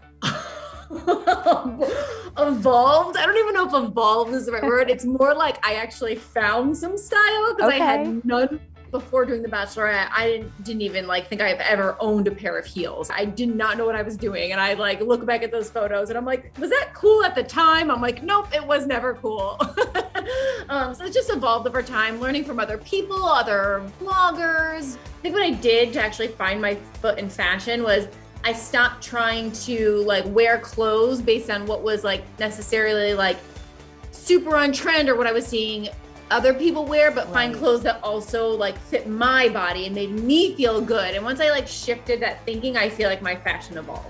Yeah, and I think the best way to sort of top off any look, whether you're casual or dressed up, is with accessories, which is what we're talking about in today's episode. And you've actually shared some here that I have on set from your partnership with Scunci. What do we have here? Oh my gosh, I'm so excited. So I guess I'll start with what I'm wearing right now. I have this scarf scrunchie in my hair. It's $5.99. I really wanted to make sure all of these pieces were affordable. And what's so great about a scarf scrunchie and why I love it so much is that it instantly sort of dresses up your look. You know, let's say you have even just a t-shirt and jeans on, you kind of throw your hair up in a little half pony, throw in your scarf scrunchie and your outfit instantly becomes a little more feminine and flirty. So I think it's just a really fun and easy way to just jazz up your look a little bit. Yeah, and you also have some hairpins here and some headbands. I mean, these are all really great ways to dress up any look, like you said. Yes, thank you. Okay, so the hairpins, I think what's so great about this piece is that it's great for any age. So I'll put this in my daughter Molly's hair, and it just looks so darling and beautiful. But then, my mom, who's in her 60s, wears it, and it looks great in her beautiful silver hair. And then, of course, I like to wear it, I'll put it up on the side right here in my hair. It's almost like, when you're on vacation, you get those flowers and you stick them in your hair, I feel like this is a way to sort of do that all the time. And again, it's affordable any age. And I love it because I feel like it looks like a little piece of art. If you look at it up close, it's got little grooves like flower petals. It does, it looks really real. And it also comes with a little pearl bobby pin as well. I just think it's super exciting. And then the final piece for my line that I want to show you is this headband. So this rattan material is super on trend. I love it because it's very, I wouldn't wear this with the scarf scrunchie too, but separately, it's kind of got a farmhouse vibe. I love the material. I just think it's so beautiful. And again, affordable at under $10. Yeah, it's really cute for casual outfits too. Yeah, this is probably one of the pieces I wear the most out of the entire collection. Maybe you're at the beach or you're in a car and the windows are down. You're enjoying the beautiful day. You put this up, put your hair back, and it holds your hair back out of your face. So it's not only really cute, but I also find it functional for different moments throughout the summer. That's perfect. We love a versatile accessory. And you also shared some other accessories that you really love. You have this necklace set from Amazon that's actually under $15 and a genius hack to make the set stay together. Yes. Okay. So right now I'm wearing the set. Right now I'm only wearing 2 of the pieces, but I'll just show you. It comes with a 3rd piece. It's so affordable. And there's 3 separate necklaces. So that's just a few dollars a necklace. And I've owned this now, I would say probably for a few months, and it hasn't tarnished at all. I wear it in the shower, in the pool. So I love a layered look in necklaces, right? But it's a pain, especially if you have nails, putting them on every day. And it's so you don't, right? Or you don't switch them out. I found these. So what this is, if you can see it right there, it is this little piece. It's a magnet that goes in there that you attach. Here, I'll show you actually one that without my necklace on so you can see it a little bit more clear. It's got 3 little things that you can attach your necklace to on either side. So then, and I'll show you how easy this is when I go to put it on. When you go to put on your necklace, normally it would take forever putting 2 necklaces on, right? Right. Up, flip them together, done. And your necklaces are on. And these to get a whole pack with like 4 different options. That's great. What a genius hack to dress up a blouse and a plain t-shirt. And not have to worry about putting on each little necklace. Yeah, and you also have the basics here. You have this very simple but really fashion-forward laptop bag that is also affordable, but really cool. It comes in all these bright colors. Yeah, so I love this. It's under $20. I think right now a lot of people are going back to the office, right? Yeah. I recently, over the last year, got a new laptop, so I just wanted to make sure I had something to protect it when I'm going places, going back to work. And this one's really great too, because it's got little pockets here and on the back to put other things like your cell phone or a notepad or pens and pencils. It's so It's cute got a handle, too. so it's kind of like almost like a little mini briefcase and protects that laptop for everybody going back to the office. And it's very cute and stylish. I think just makes me happy. And speaking of being on the go with this laptop bag, you recently moved from LA to Nashville with your family, which seems like a big change. What inspired your move and how are you liking it? Yeah, a lot of people moved right over the last year and a half. Yeah. This move was sort of always planned for us. We knew living in Los Angeles that we wanted, by the time my daughter started kindergarten, we wanted to be somewhere with more of a sense of like community, small town feel. I mean, Nashville's growing a lot, but it still has that sort of small town feel. And it's been great. It's been an adjustment. Yeah, I know a lot bet. of people have moved this year and it's been tough for a lot of people for numerous reasons. And it's hard going somewhere new and being somewhere new, but I love it. I love, the sense of community. And I think it's just going to be a great place for, my family. That's awesome. Oh my goodness. Well, thank you so much, Allie, for taking the time to chat with me. Thank and you. I'm so excited. Congrats on your line. This is so cute. We love affordable accessories that can dress up any look. So thank you again. Awesome. Thank you so much. Bye, Allie. It was so great chatting with you today. Let's run through all the products one more time. And if you saw anything here that you're interested in purchasing, simply text SHOP to the number below to shop all the products we featured on today's show. We've got the Scunci and Ali Fedotowsky headband, headscarf scrunchie and bobby pin set, the layered choker necklace, the magnetic clasp for layering, and the laptop sleeve. Up next, Jen Fallick bringing you better basics. Stay tuned. It has been a long year. Yeah, where it's been anything but normal. Well, now there's hope. The COVID vaccines. I know. It's been a little confusing. Like really confusing. So it's more important than ever to make a plan. Visit planyourvaccine.com to find out where and when to get your vaccine. What are you waiting for? Roll up your sleeves and plan your vaccine. Plan your vaccine. Plan your vaccine.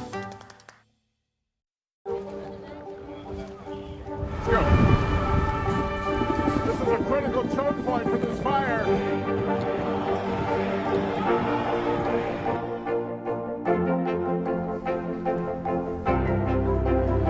And good evening from New Orleans. Nice to really spend some time with you. Appreciate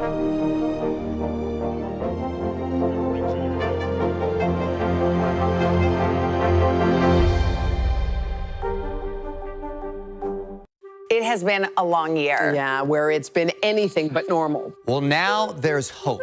The COVID vaccines. I know. It's been a little confusing. Like really confusing. So it's more important than ever to make a plan. Visit planyourvaccine.com to find out where and when to get your vaccine. What are you waiting for? Roll up your sleeves and plan your vaccine. Plan your vaccine. Plan your vaccine.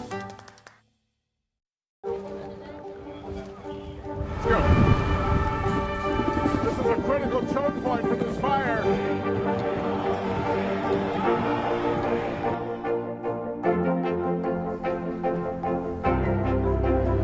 And good evening from New Orleans. Nice to really spend some time with you. Appreciate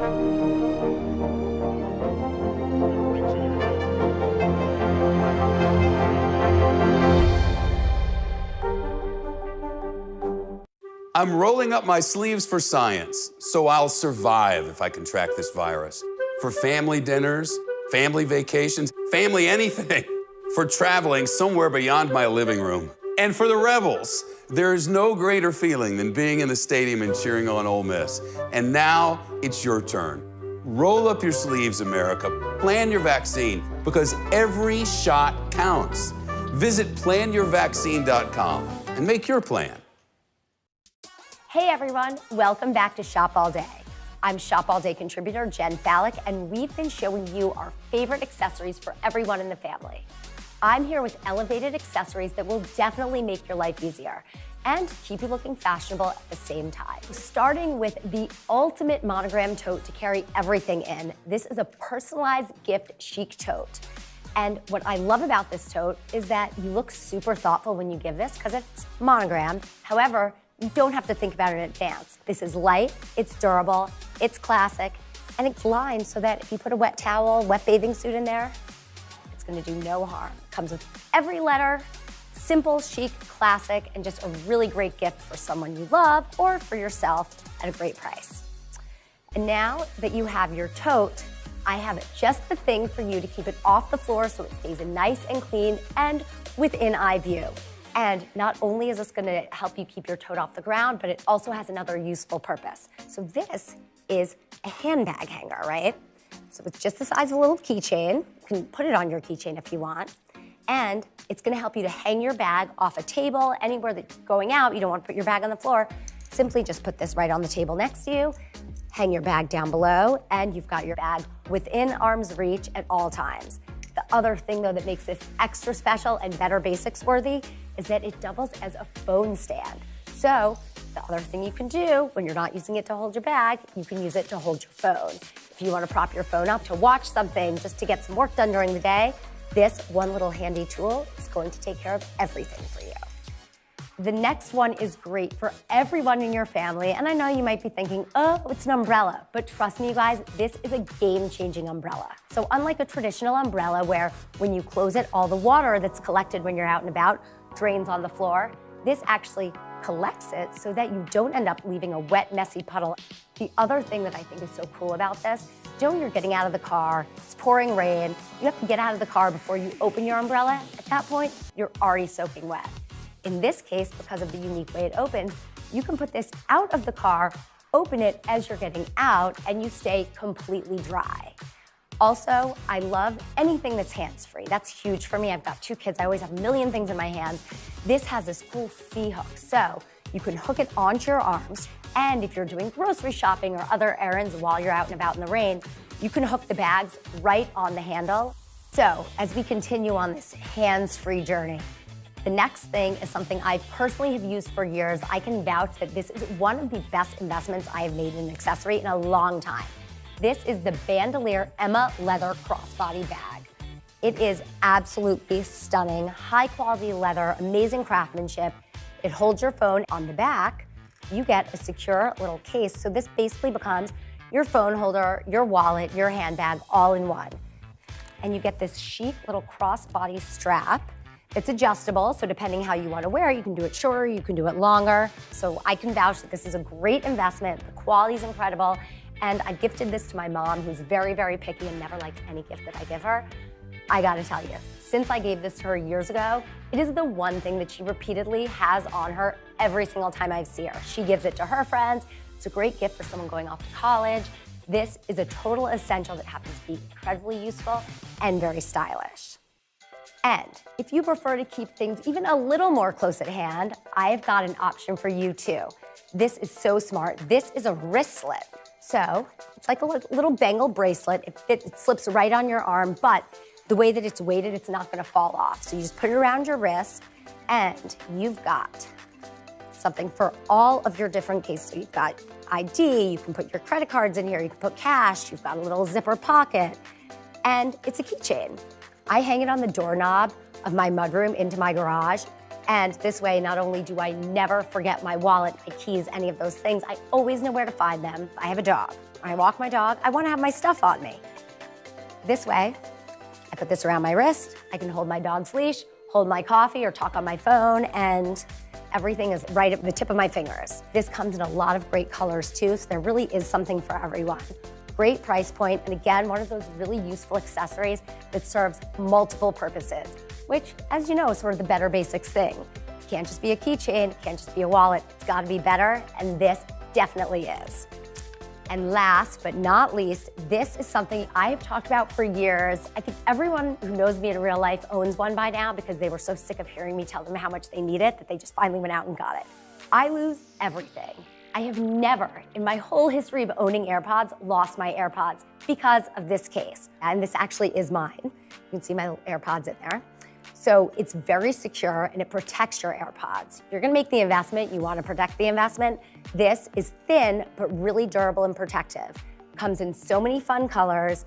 It has a port so you can still charge your AirPods. The key though is this, it's the carabiner.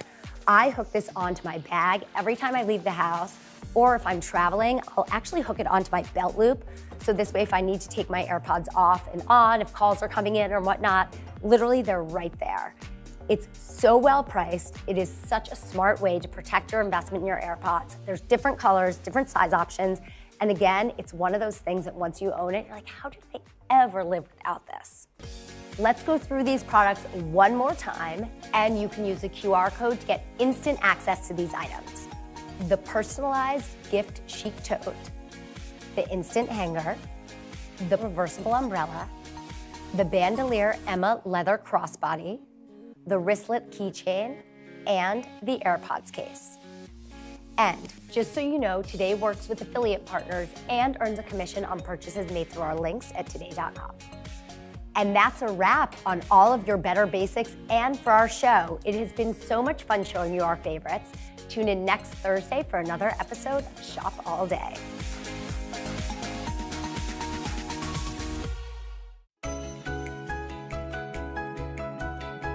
Welcome to our Today All Day special, The Upside. I'm Craig Melvin. The Upside is all about uplifting people and stories that show the true grit of the human spirit. And after spending an amazing 2 weeks at the Tokyo Olympics, we couldn't help but think about the power of sports. So today we're going to shine a light on how sports changes lives, helping folks overcome obstacles both on and off the field. Now, traditionally, the sport of rowing isn't known for its diversity. While talent is everywhere, access is not. But that didn't stop the students of St. Benedict's Prep in Newark, New Jersey. With the help of a dedicated coach, they changed all that. And as you'll see, the school has a bit of a habit of turning tradition on its head.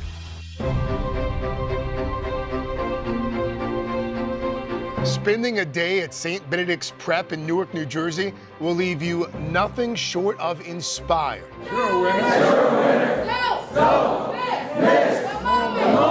Heart and hustle are everywhere. Thanks on 3. 1, 2, 3. Bang! On campus and 4.5 miles off. Yes, Jamil, that's what I want. On the Passaic River. You know you're making a change if it feels uncomfortable. That's where you'll find Coach Craig White. I graduated from St. Benedict's. I live in Newark.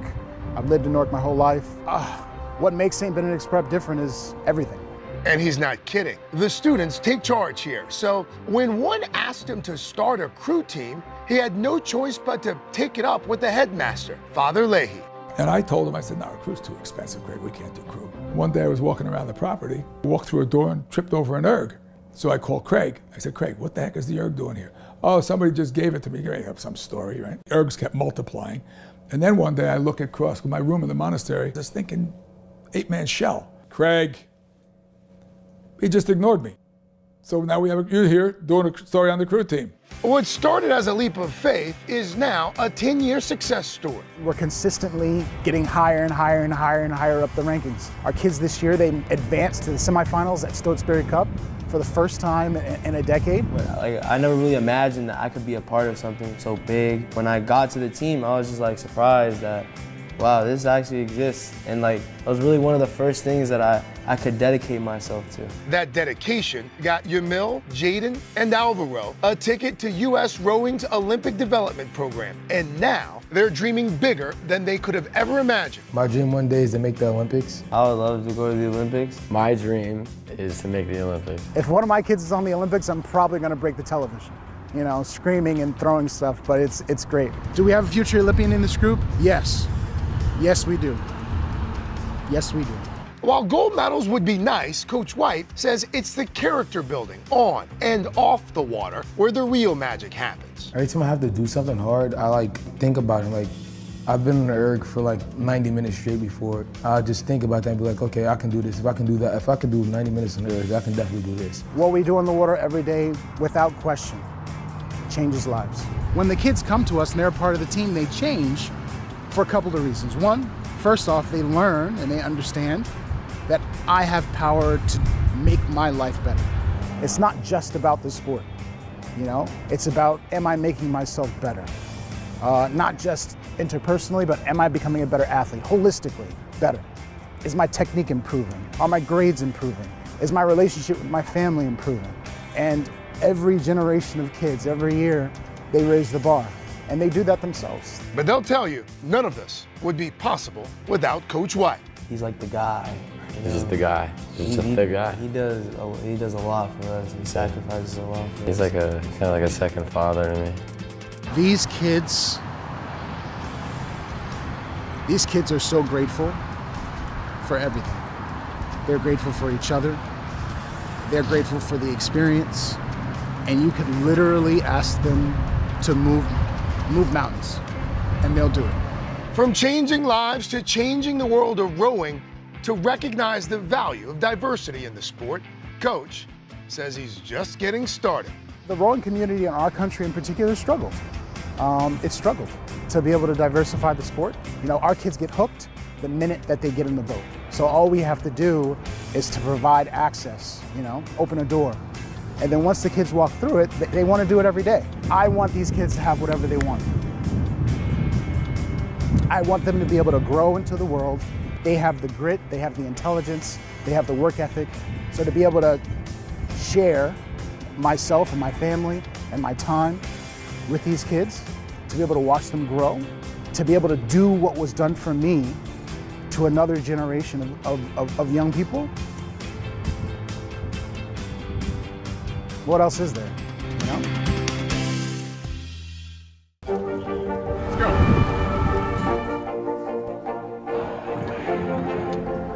And good evening from New Orleans. There is breaking news. There you go.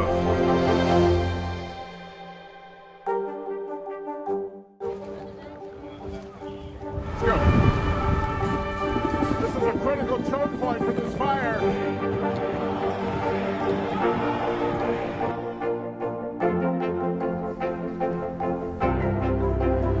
And good evening from New Orleans. Nice to really spend some time with you. Appreciate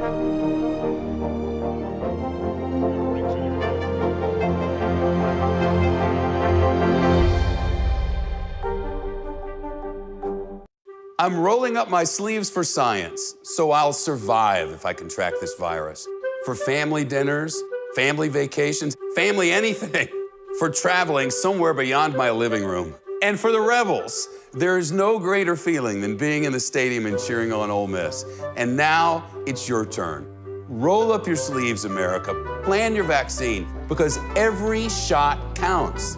Visit planyourvaccine.com and make your plan. Let's go.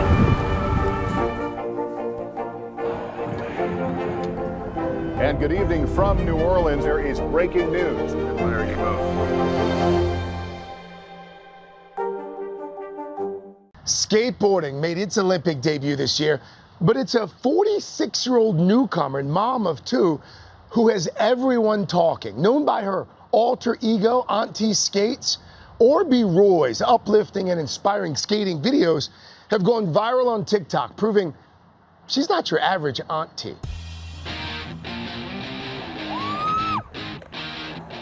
When I get on a skateboard, it is the most liberating feeling I've ever experienced. And whatever problems that I'm having in my life, they just go away. Yay! And when I get in a sari and I start flying in the bowl, it's just really fun. I feel very lucky that I found skateboarding. I could have lived my whole life and never found it. Meet Orby Roy, also known as Auntie Skates on social media. She's a 46-year-old mother of two who started to skateboard just 3 years ago. When I started skateboarding as a family, I started an Instagram account just to track our progress for fun and feel good about us as a family skateboarding together, and it made me really happy. Then in January of 2021, it was a particularly dark period for, I think, a lot of people with COVID, and everybody just seemed depressed. people weren't even hiding it anymore. And myself included. I think that mental health, everybody's mental health was suffering. So I created Auntie Skates as a way to spread joy and positivity. I started a TikTok account. I had never even been on TikTok before. And I took a character, Auntie, and I just started posting really fun, uplifting videos. I had created the character Auntie some time ago in improv, and I may or may not have been disciplining my children with that accent. Hello everybody, it's Auntie. I'm out in the cold weather in Canada to do a rock to fakie. First try. Ready? That was one piece of it. And the other piece of it was I was getting on Instagram more, and I started following young South Asian women. And I started to notice that they were complaining often about Auntie. And every culture has that toxic person in their lives, the person that tries to bring them down, the person that's always judging them, you know, the person that says, "Why aren't you married yet?" And every culture has that, my culture included. So why not be the person that builds people up? And that's why Auntie Skates was created, specifically. And it wasn't just her age that made her stand out in the skate park. As a South Asian woman, I do wear traditional dress often for special occasions, weddings. Any chance I can to wear a sari, I will wear it. A sari is a traditional Indian outfit that women wear, and it's a long piece of cloth that you wrap around yourself. It comes in really bright, vibrant colors. I like to have fun as a skateboarder. I like to have fun as a mom.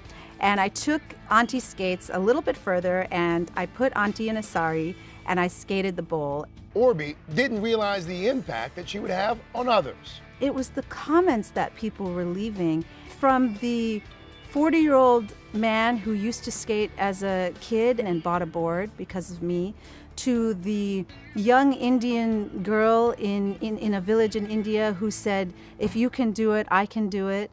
It resonated with so many people in so many different ways. Roy was always someone that took risks, even when she was a young girl.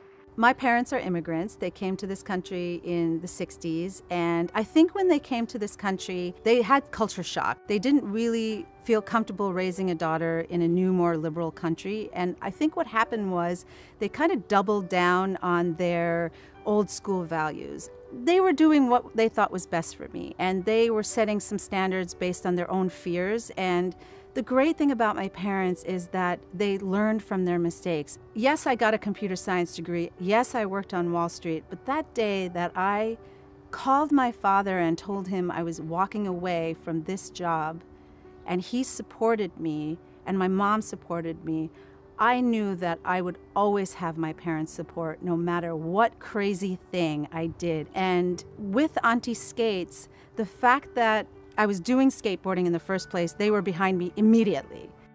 Sadly, Roy lost her beloved father, Shamit, this year. I've always leapt before I looked, and the reason why I've been able to do that is because of my father's support. He always had my back, and he would gently guide me. Family support has always guided Roy, and it was her husband, and ultimately becoming a mother, that made her want to pick up a skateboard and try. When I first started talking to Sanjeev, skateboarding came up right away. He told me he sprained his ankle skateboarding and he couldn't come and meet me and that I should come and meet him.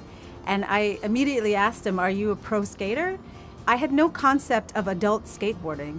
And he said, "I'm not a pro skater, I'm an adult skateboarder, and I just like to skateboard." She just fell in love with it. Next thing you know, I get a text message of her dropping in on a quarter pipe and and like falling on her butt and laughing. And yeah, I think that was it. That hooked you. When we're sessioning, which is a bunch of us skating together, we just feed off of each other's energy and we push each other to try new tricks. We celebrate together, and we also push each other a little bit. Why not? Roy believes skateboarding has actually made her a better parent. Let's go! Yeah! I can do it! What's up? There's a lot of life lessons to be learned in skateboarding. I've watched my kids' confidence grow so much as they skateboard. And they also learn a little bit about perseverance. You're not going to get something right away. It's not going to be handed to you. Sometimes I'm mad, sometimes I'm frustrated. Mama, you say I'm the drama queen. I am the drama queen. They see all the emotions that I go through and they see me get through it. And that's what they're mimicking that behavior now. Sometimes people are at the skate park and they're a little bit nervous. And I always go to those people and say, how are you doing? Do you need some help? And now they do the same thing too. And just the fact that they have compassion and empathy and that they've learned that, it makes me so proud. It makes me so proud. That's parenting 101, I guess. People ask her, "Are your kids embarrassed of you starting this thing?" And we're not. Like, we're really proud of her. Like, there's no reason to be embarrassed. Like, if you have like a super cool parent or a super cool mom, be proud of it. As a 46-year-old woman who gets into a bowl and skates in a sari, I want people to know that you can do anything you want.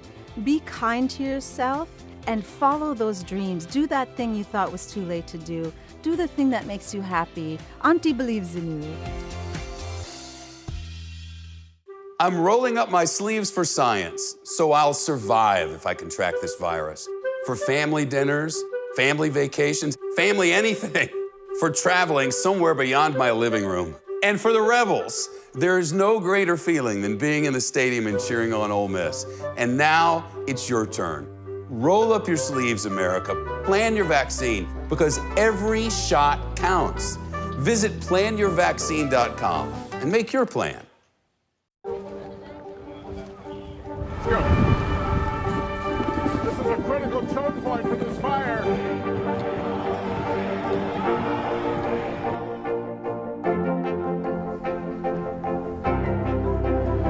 And good evening from New Orleans. Nice to really spend some time with you. Appreciate it.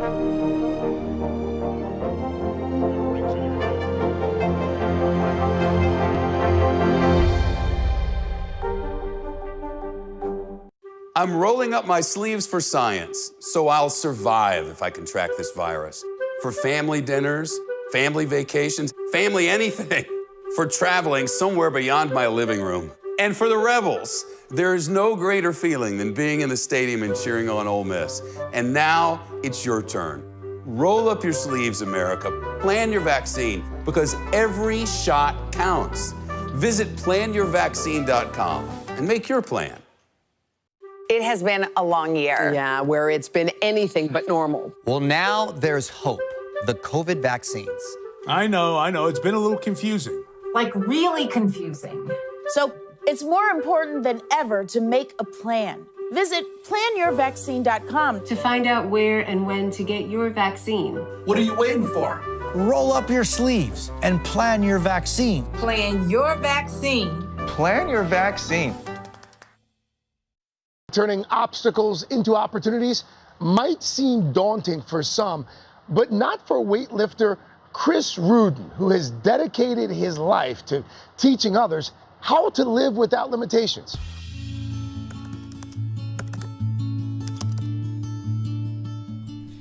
A lot of people know that I was born with a disability, but a lot of people don't know the story behind the glove and why I've kept it on for so long.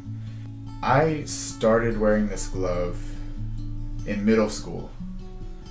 I was used to the looks, but it wasn't until I went to middle school that kids started making fun of me. So this is the first time I am taking my glove off in front of people. I've hidden from everyone else and myself, and I can't anymore. I really can't. I remember making that video, uploaded it to YouTube, I closed my laptop, and I just didn't look at it. I was like, I don't care what happens, I'm just gonna avoid it. And I woke up to being on the front page of YouTube, on the front page of Reddit, and all over the internet. Washington Post picked it up, and just everyone ran with it. This is me. It's a part of me. It's something I have to learn to fully accept. And I guess you do too. My name is Chris Rudin, and I was born with 2 fingers on my left hand and a shorter left arm. I never even thought that there was other people like me. I accepted that I was different. And for a long time, I accepted that I was broken. I accepted that I was less than. I always told myself that I never needed to stop hiding, to the point where I wouldn't leave my house if I couldn't find my glove. I've had to even text my dad, I'm like, hey, I need a glove. And he would go to the store to get me one because I wouldn't leave the house. I refused. But I set a goal, if I ever got a prosthetic arm, which is almost impossible to get, that I would take my glove off and I would show the world. Since my last post, I have been invited to be on a TV show hosted by The Rock. I never thought I would take my glove off and show people my disability. I'm here for every kid that's afraid of being different, every kid that's afraid of the way they look or the way they are. I'm here to show that it's possible, and I hope every kid in America knows limitations are self-imposed. Great job. Thank you. To look back and go from the kid who was hiding, the kid who was ashamed to be in front of everyone, to being on magazine covers, being on billboards with The Rock, a guy who used to play with his action figures, and speaking all around the world, making a book, breaking a world record in deadlifting over 650 pounds with one hand against non-disabled people. All of that is amazing, but every day I get to help someone have that light bulb moment of, hey, I'm more than my circumstance, is the best feeling in the world. Super early this morning, but it's time to head to Nubability. Nubability is a nonprofit organization that teaches kids with limb differences how to play organized sports. I'm really excited to meet the kids, to see how the camp is. I never really had any of this growing up, so it'll be fun. How you doing?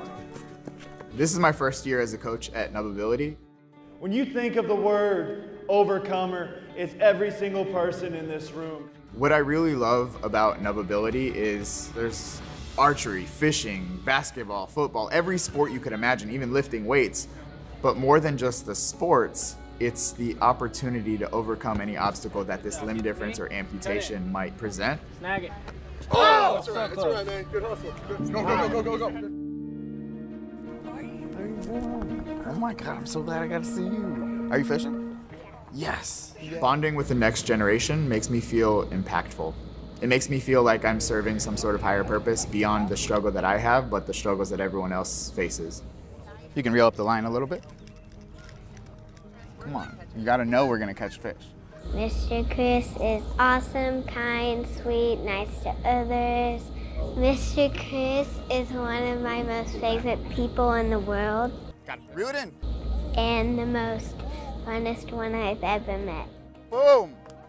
Boom. That's a catfish. Good job. One more time. All the way down. Chest up, knees out. Up. Good job. Good job. I'm stretching. I was teaching kids strength and conditioning, but what I was really teaching them is unwavering confidence. Up. Let's go. The ability to be resilient and the ability to adapt for any circumstance. The most fulfilling moment today was definitely watching this guy who was definitely taken aback by like everything. He deadlifted for the first time in his life, and he was emotional. He was definitely emotional, and it got me to watch a kid go from being timid to confident. You just did 4 different workouts in 2 seconds. That's cool. I love that light bulb moment that took me 17 years to happen. It takes them a few minutes. Look at you doing pull-ups. It's important not to hide who you are, because in hiding, you'll never discover who you actually are. All you will be is a carbon copy of everyone else. And the world has enough other people, and the world doesn't have any of you. Good job. So why rob the world and the next generation of the potential and the reach and the impact that you can be by being yourself? Being seen makes me feel like a person who's not broken. And the biggest moment of feeling seen was when I looked at my mirror and I wasn't ashamed of what I saw anymore. The upside to my story is, regardless of what life throws at you, there's always a way to make it to the top. I'm rolling up my sleeves for science, so I'll survive if I contract this virus. For family dinners, family vacations, family anything. For traveling somewhere beyond my living room. And for the Rebels, there is no greater feeling than being in the stadium and cheering on Ole Miss. And now it's your turn. Roll up your sleeves, America. Plan your vaccine, because every shot counts. Visit planyourvaccine.com and make your plan. More Americans watch NBC News than any other news organization in the world.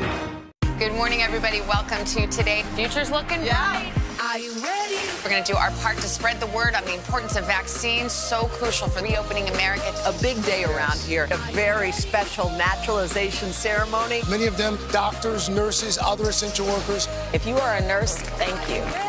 Spring has sprung, guys, and we want to fill this season with some fun and surprises. Yes, this is the face of excitement. Celebrating Earth Day. Let's change the world. Love it! More Americans watch NBC News than any other news organization in the world.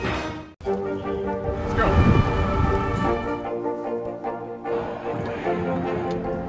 And good evening from New Orleans. There is breaking news. There you go. More Americans watch NBC News than any other news organization in the world. Today on The Upside, we're shining a light on the ways sports uplift and inspire. Up next, we're going to introduce you to a young boxer who's doing just that, fighting to claim a place for women in a sport still dominated by men. I didn't think when I had started boxing that I was gonna come this far. I didn't know I was gonna grow this fast. This is Violet, the warrior princess Lopez. I would probably say I'm more of a warrior than a princess. A 13-year-old boxer from Milwaukee, Wisconsin, who's shaking up the world of youth boxing. People say boxing is not meant for girls. I want them to see me as someone who shows you that you can do the sport you love, even though it's a sport that people say is not meant for you. Violet was born with the heart of a fighter. She's our youngest female boxer ever to compete out of the United Community Center. And I taught her from scratch, you know, from a kid that didn't know nothing. One day I was at home and my dad came home from work and he was like, your cousins are gonna do boxing. Do you wanna try it to see if you like it? They looked around, they trained a little bit, and then as the weeks went on, she just got more and more into it. At just 8 years old, Violet won her first fight. She was forced to wait 2 years for her next fight because there wasn't another female competitor in her age group. Early on in her career, she was always down on herself because she never knew when she was going to get a fight. Being a female in boxing and then being an 8-year-old female, there's not many 8-year-old females that want to get punched in the face. For 2 years, she just trained. They would have show fights here and all the boys are fighting, but she wasn't. She was just watching from the stands. She started to kind of think if it was for her because she didn't feel like there was enough room for females in boxing just because there was no opportunities for them. I think that she realizes now that it's just part of the sport for female boxers. That's the last round, okay? 20 seconds. Not being able to get a fight and her crying because she wanted to fight. That's just as bad as losing. But Violet didn't let that stop her. By 12 years old, she was the top-ranked amateur boxer in the country in her division, winning gold at the Junior Olympics and 5 national championships. I want everyone to know that I worked really hard to get to where I am right now, and it's not always easy. One of Violet's biggest challenges is outside the ring, fighting the stereotypes that are familiar to many female athletes. Their biggest challenge is the fact that they are a female and not a male. People just assuming that they have it easier, people thinking that the training may be different for them, not as hard, they don't have to do as much. To see her cry in her bedroom. To say that my daughter wouldn't have national championships if she were a boy because it'd be so much harder and like that's real boxing is just crap. Nonetheless, Violet persisted. Leading up to Lake Charles, I thought we had a really good camp. You know, she knew she had to step it up and she had to fight harder, prepare harder. Violet persevered. She outboxed them. She did what she had to do. I'm really happy. I'm glad that I got another win in my book. Violet was poised to have her best season ever in 2020. 2020 was going to be the year like that. I just skyrocketed. But no, the coronavirus came along. It impacted me so much. I had to take off a year of showing people what I can do and who I want to be and what I want to change for boxing. Violet's gym closed in March of 2020, and she had 3 of her upcoming tournaments canceled because of the pandemic. Her next national tournament was set for March 2021. I'm looking forward to fighting because I haven't fought in it's going to be a whole year once that time comes. Not having fought in a while, it is going to be a little more difficult because I'm going to have to like get back into the groove of things. I just always tell her to continue to be her and work as hard as she can, and that'll just be enough. To always know what you want, continue to be who you are, and just do the best that you can. We can't always expect you to win and be perfect. Violet finished 3rd in the Youth National Championships. After that one loss, Violet's national ranking dropped from 1st to 3rd. I think I needed that loss. That was my first loss in a long time. I gotta work harder because I want to get back to the #1 spot because that's where I should be. I'm graduating 8th grade, so I'm going to become a high schooler in a few months. My birthday is coming up too, so I'll be 14. I'm beyond proud. I'm beyond proud. There's not a word. For what we've accomplished and for what we've done together, I just don't feel like people can take that away from me. In July, Violet's home gym reopened, and she earned a bronze medal at the 2021 Junior Olympics in Lubbock, Texas.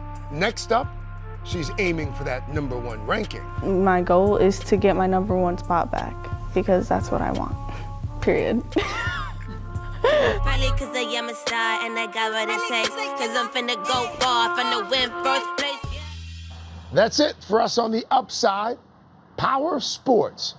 Hope you walk away inspired by the incredible people and stories that we showcased today, proving that you don't have to be an elite athlete to experience the life-changing power of sport. Well, do you see MSG? Our friends watching Today all day, we're so happy that you're here. It is Thursday, or as I like to call it, Friday Eve. Yeah, exactly. Second best day of the week. Welcome to our digital show. Today in 30, a half hour of everything you need to catch up on from our